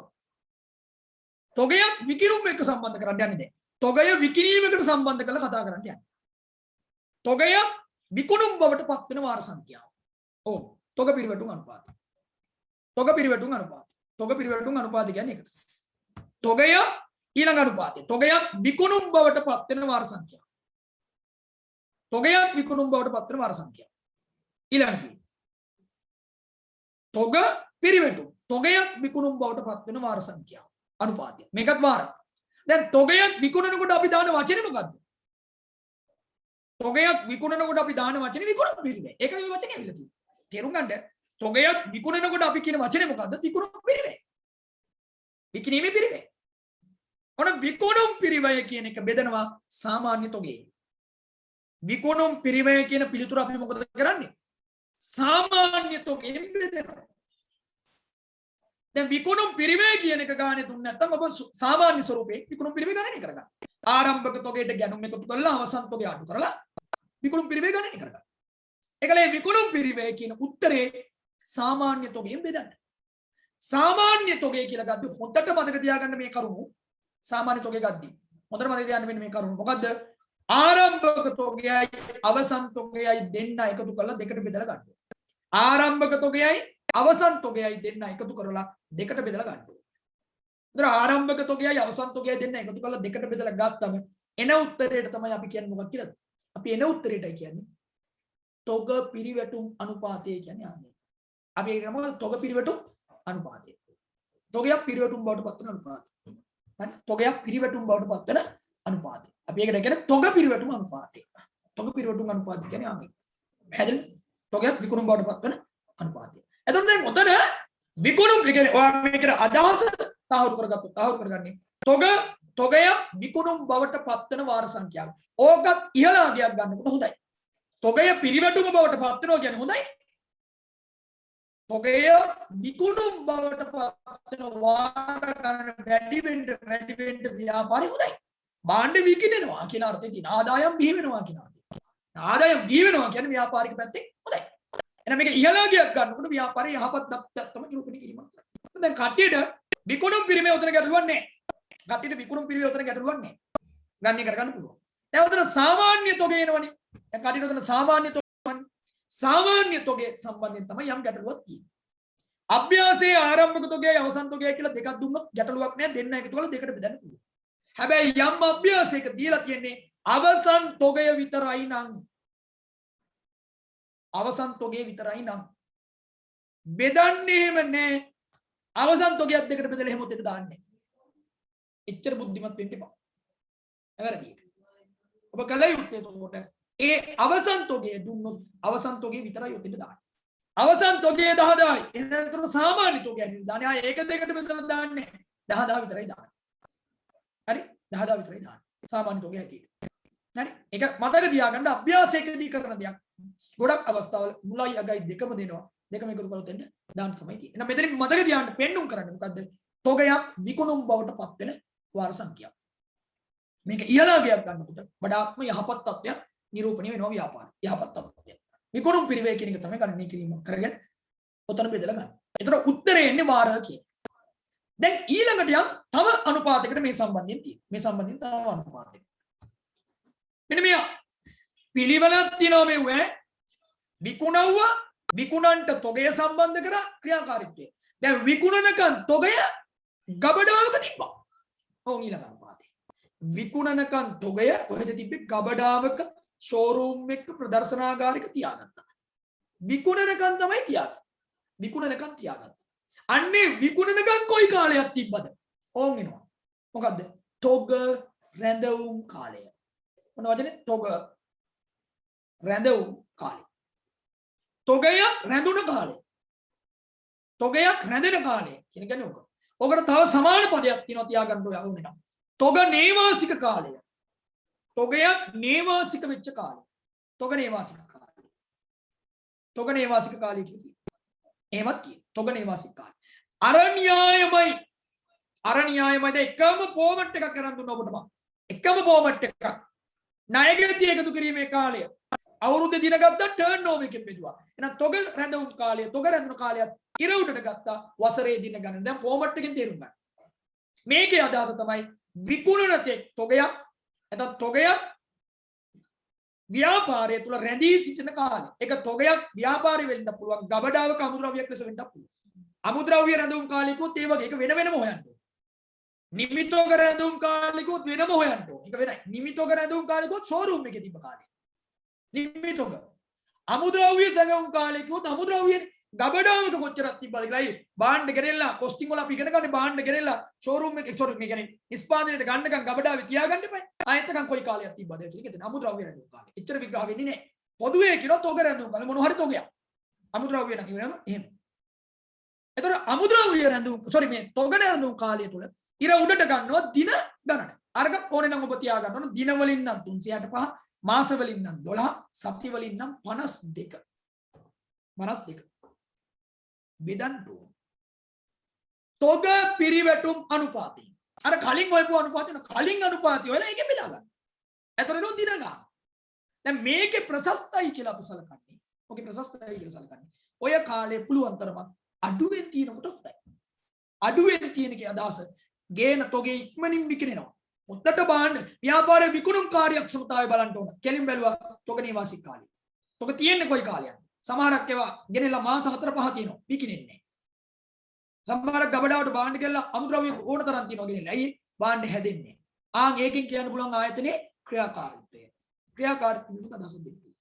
මේක අඩු වෙනකොට ආයතන හොඳයි කියන එකට වඩා මම කියන්නේ අඩු වෙනකොට ව්‍යාපාරයේ විකුණුම් ශක්තියතාවය, ණයගැතියන් බිහිවීමේ ශක්තියතාවය, අලෙවි ක්‍රියාදාමයේ වගේ දේවල් ඉහළ මට්ටමකින් වෙනවා කියලා අදහසක් ගන්න පුළුවන් මේක බලන්න. ඒ අදහසක් ගන්න පුළුවන්. තොග පිරිවැටුම් අනුපාතය. ඔයා ඕකවත් මතක තියාගන්න මම ආයේ පැහැදිලි කිරීම කරන් තියෙනවා. අභ්‍යාසයකදී මේක විතරක් ඇහුවොත් ආයේ මේ අනුපාතය ඔබ හදාහදින්න ඕනේ නැහැ. මේ අනුපාතය හදන්න එපා. දැන් ඔයා දන්නවා කෙටි ක්‍රමේ මේකේ උඩ යට මාරු කරා. ෂෝට් මෙතඩ් එකක් කියලා දුන්නා දැන් මම. කාලය ඇහුවොත් මේක හොයලා දෙන්න දාගන්න. ගැටලුවක් නැහැ. මේකත් හොයලා අරකට දාන්න. ඊට වඩා ලේසි අරක විතරක් ඇහුවොත් මේකේ උඩ යට මාරු කරා. ඒ සූත්‍රෙත් අතෙන් හරි. සාමාන්‍ය තොගේ විකුණුම් පිරිවෙන් බෙදුවා. මේකේ උඩ යට මාරු කරා. සාමාන්‍ය තොගේ විකුණුම් පිරිවෙන් බෙදුවා. ඔබ අගයක් ඔකට සටහන් කරලා ආදේශ කරලා බැලුවොත් ඔබට හොඳට උත්තර එනවා. හරි. අගයන් ආදේශ කරලා බැලුවොත්. ඊළඟට මොකද අපි කරන්නේ? ඊළඟට අපි කරන වැඩේ තමයි ඒ ක්‍රියාවලිය කරලා ඊළඟට කරන වැඩේ තමයි ක්‍රියාදාමය. දින 365 වැඩි කරන්නේ. දින 365 වැඩි කරන්නේ. දින 365කට වැඩි කරනවා. අර පිළිතුරම එනවා. පිළිතුරක් ඔබ හදාගෙන මම මේ ඉදිරි කලින් එකක මම කරලා දුන්නා වගේ ඔබ ආදේශ කරන්න ගියා. ආදේශ කළා ඔබ තහවුරු කරගන්න අනිවාර්යයෙන්ම වෙනවා.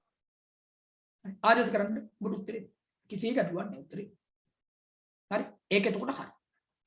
දැන් යම් තව එකක් ක්‍රියාකාරීත්වයේදී මෙතන මේවා නම් මේ අමතර දැනුමට උගන්වන්නේ.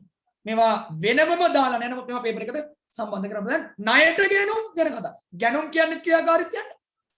ව්‍යාපාරයේ ගැනුම් කියන්නේ ක්‍රියාකාරීත්වයක්. හොඳට මතක තියාගන්න. අපි ගැනුම් කියන්නේ මොකද්ද? ක්‍රියාකාරීත්වය. ගැනුම් අපි ක්‍රියාදාමයක්. එහෙනම් ගැනුම් නැමැති ක්‍රියාකාරීත්වය කොහොමද වෙන්නේ කියන බලන්න. ඒක අපේ ණය හිමි පිරිවැටුම්. ණයට ගැනුම් ණයට ගැනුම් පිළිබඳ අදහසක් තමයි මේකෙන් ගන්න. ණයට ගැනුම්. නේ? ණයට ගැනුම් සිදුවන වාර සංඛ්‍යාව. ණයට ගැනුම් පිළිබඳ වාර සංඛ්‍යාව. පිරිවැටුම් කියන්නේ ආදායම්. ආදායම් බිහි කරන්න කොපමණ වාර සංඛ්‍යාවක් අපි ගැනුම් කරනවා. පිරිවැටුම බිහි කරගන්න, ටර්න්ಓවර් එක ඩෙවලොප් කරගන්න. අපේ ණයට ගැනීමේ ක්‍රියාවලිය කොයි වගේද කියලා අදහසක් ගන්න තමයි මේක බලන්න. ණය හිමි පිරිවැටුම. ණය හිමියේ කොච්චර අපිට සම්බන්ධ කරගන්න වෙනවද? කී වාරයක් අපි බඩු ගේනොත් මේ ක්‍රියාවලිය. ඒක හොයන සූත්‍රය තමයි දැන් පොදු ෆෝමට් එකක් දීලා දිනනවා නේ. පාර ලේසියෙන් මේව මතක තියාගන්න පුළුවන්. ණය හිමි පිරිවැටුම් නම් ණය හිමියගේ දේවල්. එහෙනම් ඉර උඩ යට ඉන්න ණය හිමියා, ඉර උඩ ඉන්න ණය හිමියගේ බී වෙන එක ණයට ගැනීම. මොන මතක තියාගන්න කෙටි ක්‍රම. ණය ගැති පිරිවැටුම් අනුපාතකොත් ඉර යට ණය ගැතියා, ණය ගැතියන් බී වෙන ණයට විකුණු. තොග පිරිවැටුම් කිව්වොත් ඉර යට තොග වලින් බී වෙන්නේ මොකද්ද? විකුණු පිරිවැ. අනුපාත ටිකම කඩපාඩම් කරලා ඉවරයි. Short method. තාර්කික මෙතඩ් ඈ. ඔවන්නේ ඒක හදලා ණයන්නට ණයන්න කියලා නාසා මේකට හදාගන්නවා නාසා කියලා. උඩ ඉර උඩ නා යට සා නාසා ආයතන කියලා. එහෙම හදන්න උන්නේ ඒක. ඒකට අපි ශිෂ්‍යත දරුවන්ට උඩ පහතට වැටෙනවා. එහෙම ඕනේ. හදාගන්නවා නාසා බේන නාරායතන කියලා හරි හදාගන්න කමන්නේ. හරි. එහෙනම් ඉරයට රා තියෙනවා. හරි. හැබැයි තේරුම් ගන්න. මේකේ තාර්කික බව වැදගත් වෙනවා. ණය හිමි පිරිවැටුම් අනුපාතේ ෆොටෝ හැදෙනවා. ඉර යට දෙන්න ඕන ණය හිමියා අනුපාත එක්ක ණයට. ණය හිමියා සාමාන්‍ය. ඒතර සාමාන්‍ය ගන්න ආරම්භක ණය හිමියේ අවසන් ණය හිමියේ එකතු කරලා දෙකට බෙදුවා. සාමාන්‍ය ගන්න. ණය හිමියාගෙන් බිහිවෙන එක උඩ මොකද ණය හිමිය බිහිවෙන්නේ? ණයට ගැනුම්. ණයට ගැනුම්ම ගන්න ඕන.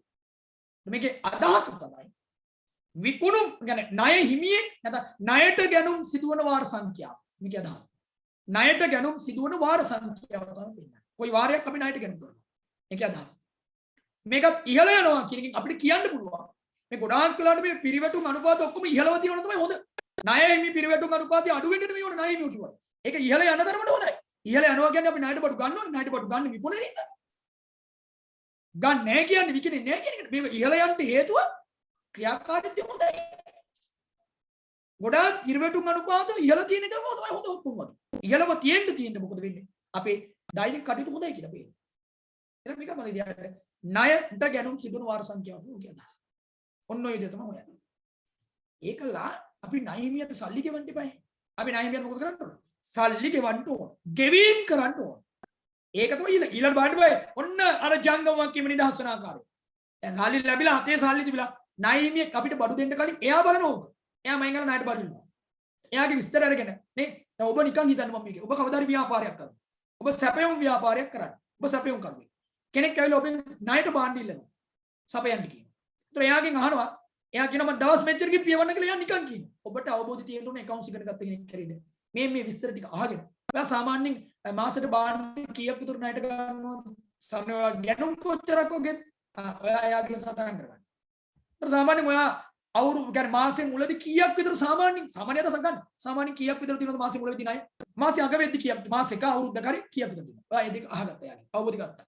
ඒකෙන් ඔබ ගන්න කියලා බලන්න. මෙයා සල්ලි ගවන්න සාමාන්‍ය මේ කියන විදිහට කොච්චර කාලයක් තුල මෙයා යනවද කියන්නේ. ඒක හදලා අපි සැපේව කියන්නේ.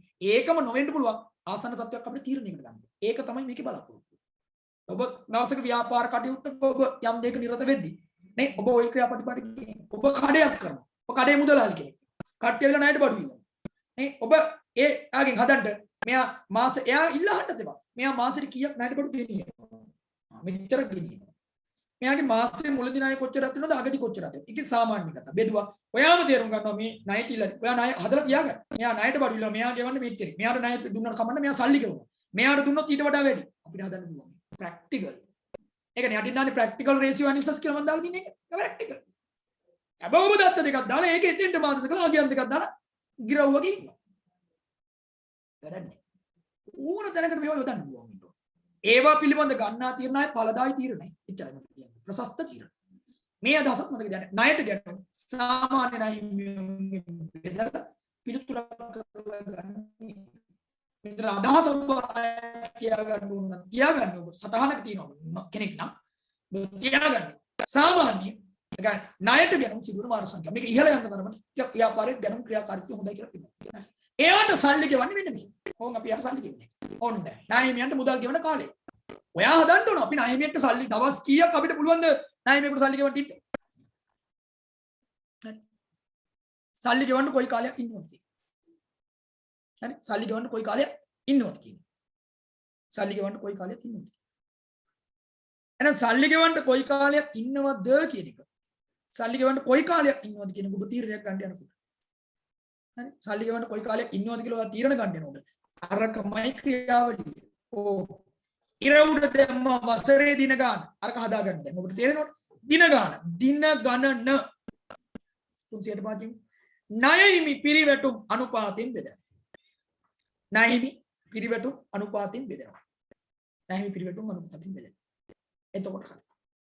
එතකොට එනවා දවස් කීයද කියලා. දවස් කීයද. එතකොට ඔයා තේරුම් ගන්න අර කම යොදා ගන්න පුළුවන් අරකේ උඩ මේක කෙටි ක්‍රමය තමයි. මේකේ අදහස තමයි ණයහිමියෙක්ට මුදල් ගෙවන්න ගතවන කාලේ. දවස් කීයක් අපි ගන්නවද?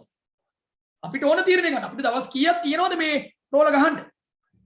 මෙන්න අපිට දවස් 35 දෙන දවස් 35 කරනකම් ණය ගෙවන්න ඕන. දවස් 35 මේකේ මැච් එක ගහ ගන්න පුළුවන්. දැන් දවස් 35 ඇතුලේ මුදල් ගන්න පුළුවන්ද කියලා බලන්න ඕන. ආන්ගේ තාර්කික බව තමයි ක්‍රියාකාරීත්වය බලන්න. ප්‍රැක්ටිස් කරලා ගන්න මේවා නිකන් ආද. ණයහිමියන්ට ගෙවන කාලය පිළිබඳව අදහසක් තියෙනවා. පැහැදිලි? මේකත් ඔබට කෙටියෙන් හදන්න ඕන. අර කලින් පිළිතුරේ කලින් එකේ උඩ යට මාරු කරනවා. උඩ යට මාරු කරනවා අපි. මේකේ උඩ යට මාරු කරනවා. දින 365 වැඩි කරනවා. උඩ යට මාරු කළා දින 365 වැඩි කරාම එන උත්තරේ තමයි මොකද? ණයහිමි නේ ගෙවීම් කාලය වරුවත්. ණයහිමි ගෙවීම් කාලය. ණයහිමි ගෙවීම් කාලය. හරි. එහෙනම් ඔන්න ඔතනින් පේනවා මොකද්ද? සාමාන්‍ය වශයෙන් ඔයාට මේ ඉදිරිපත් වෙන්න ඕන දේවල් ටික. හැබැයි මේක අපොස උසස් පෙළ මට්ටමේදී අපොස උසස් පෙළ මට්ටමේදී අපොස උසස් පෙළ මට්ටමේදී අනිවාර්යයෙන්ම මේක අපොස උසස් පෙළ මට්ටමට යනකොට ඔබගේ අපොස උසස් පෙළ මට්ටමට යනකොට අහන්නේ මෙච්චරයි. ඔයාගේ විෂය නිර්දේශයේ වගකීමකින් කියනවා මෙච්චරයි අහන්නේ. තොග පිරිවැටුම් අනුපාතය අහනවා. තොග නේවත් තොග රැඳවුම් කාලය අහනවා. ණයගති පිරිවැටුම් අනුපාතය අහනවා. ණයගති එකතු කිරීමේ කාලය අහනවා. මේ ණයහිමියගෙන් මම අවසානයේදී කියලා දුන්න දෙක අමතර දැනුමට කියලා දුන්නේ අහන්නේ නැති වෙන්න පුළුවන්. ඔබට විෂය නිර්දේශය තුළ ඉදිරිපත් වෙන්නේ තොග ආශ්‍රිත දේ තොග පිරිවැටුම් අනුපාතය තොග රැඳවුම් කාලය. ණයගති පිරිවැටුම් අනුපාතය ණයගති එකතු කිරීමේ කාලය කියන හතර තමයි ක්‍රියාකාරී අනුපාත තුලින් අහන්නේ. ණයහිමි සම්බන්ධතාවය අහන්නේ නැති වෙන්න පුළුවන්. දැන් මේක ඇතුලේ තව මම මේ අමතර අදහසකට කියනවා මුදල් චක්‍රය කියලා එකක්. මුදල් චක්‍රය. ඒවා දැන් ඔබගේ විෂය නිර්දේශය තුල නැහැ. මුදල් චක්‍රය කියලා එකක් තියෙනවා. හරිද? විග්‍රහ කරලා දෙන්න පුළුවන්. නමුත් ඒක අවශ්‍ය මේ උසස් පෙළ මට්ටමට මේ ඉදිරිපත් කිරීම කරන නිසා ඔබට ඔය ටික තමයි ඔබගේ ක්‍රියාකාරී මට්ටමේදී දකින්න ඕන කොටස් ටික. මුදල් චක්‍රයේදී තියෙනවා සර්කල් එකක් හදනවා. ණයගති එකතු කිරීමේ කාලයයි මුදල් චක්‍රයේදී අපි මුදල කොච්චර කාලයක් ළඟ තියාගෙන ඉන්නවද? එනක අපිට ළඟ තියෙන්න තමයි මුදල් චක්‍රේ මුදල් කාලය. මුදල් චක්‍රේ හොයනවා අපි. අපි වෙනම ගන්න එක ණයගති එකතු කිරීමේ කාලය අරගෙන ඊට පස්සේ ණයහිමි ගෙවීම් කාලයන් අඩු කරගෙන එහෙම කරලා චක්‍රයක් හදනවා. විෂය නිර්දේශයේ තිබ්බා දැන් නැහැ. ඒවත් අදහස් කරනවා. යම් අවස්ථාවක ඔබ ඒවත් සම්බන්ධවත් යම් අධ්‍යයනයන් වලට ගිහිල්ලා ඇති අනුපාතිකව මේක පුළුල් අධ්‍යයනය කරනවා. විෂය නිර්දේශානුකූලව තියෙන අනුපාත ටික තමයි ඔය. එහෙනම් ඔය අනුපාත ටික තුල ඔබට තහවුරු වෙනවා. එහෙනම් මේ කතා කරපු කොටස තුල ඔබට ද්‍රවශීල අනුපාත කියන කොටසත් ද්‍රවශීල අනුපාත කියන විග්‍රහාත්මක කොටසත් ඊට පස්සේ ක්‍රියාකාරී අනුපාත කියන විග්‍රහාත්මක කොටසත් අතර වෙනස වගේම ඒකේ තියෙන තාර්කික තැන් වගේම ඒකේ න්‍යායාත්මක තැන තහවුරු වෙන්න ඇති කියලා මට විශ්වාස කරන්න පුළුවන් අභ්‍යාස විසඳීමට පෙර. හරි අභ්‍යාස විසඳීමට පෙර. දැන් අපිට තව අනුපාත දෙකක් ඉදිරි කොටසකදී සම්බන්ධ වෙලා හඳුනා ගැනීමක් කරන්න තමයි තියෙන්නේ. තව අභ්‍යාස දෙකක් අපිට තියෙනවා. අපිට තව කොටස් දෙකක් අපිට අධ්‍යයනය කරගන්න තියෙනවා. ඒ දෙක අපි ඊළඟ කොටසට එකතු කරාම ඒ කොටසින් ඊළඟ කොටස් දෙක එකතු වෙලා අවසන් වෙලා යනවා. ඒතර ඊළඟ කොටසින් බලාපොරොත්තු වෙමු ඒ කොටස් දෙකේ තියෙන්නේ මොකක්ද කියන එක.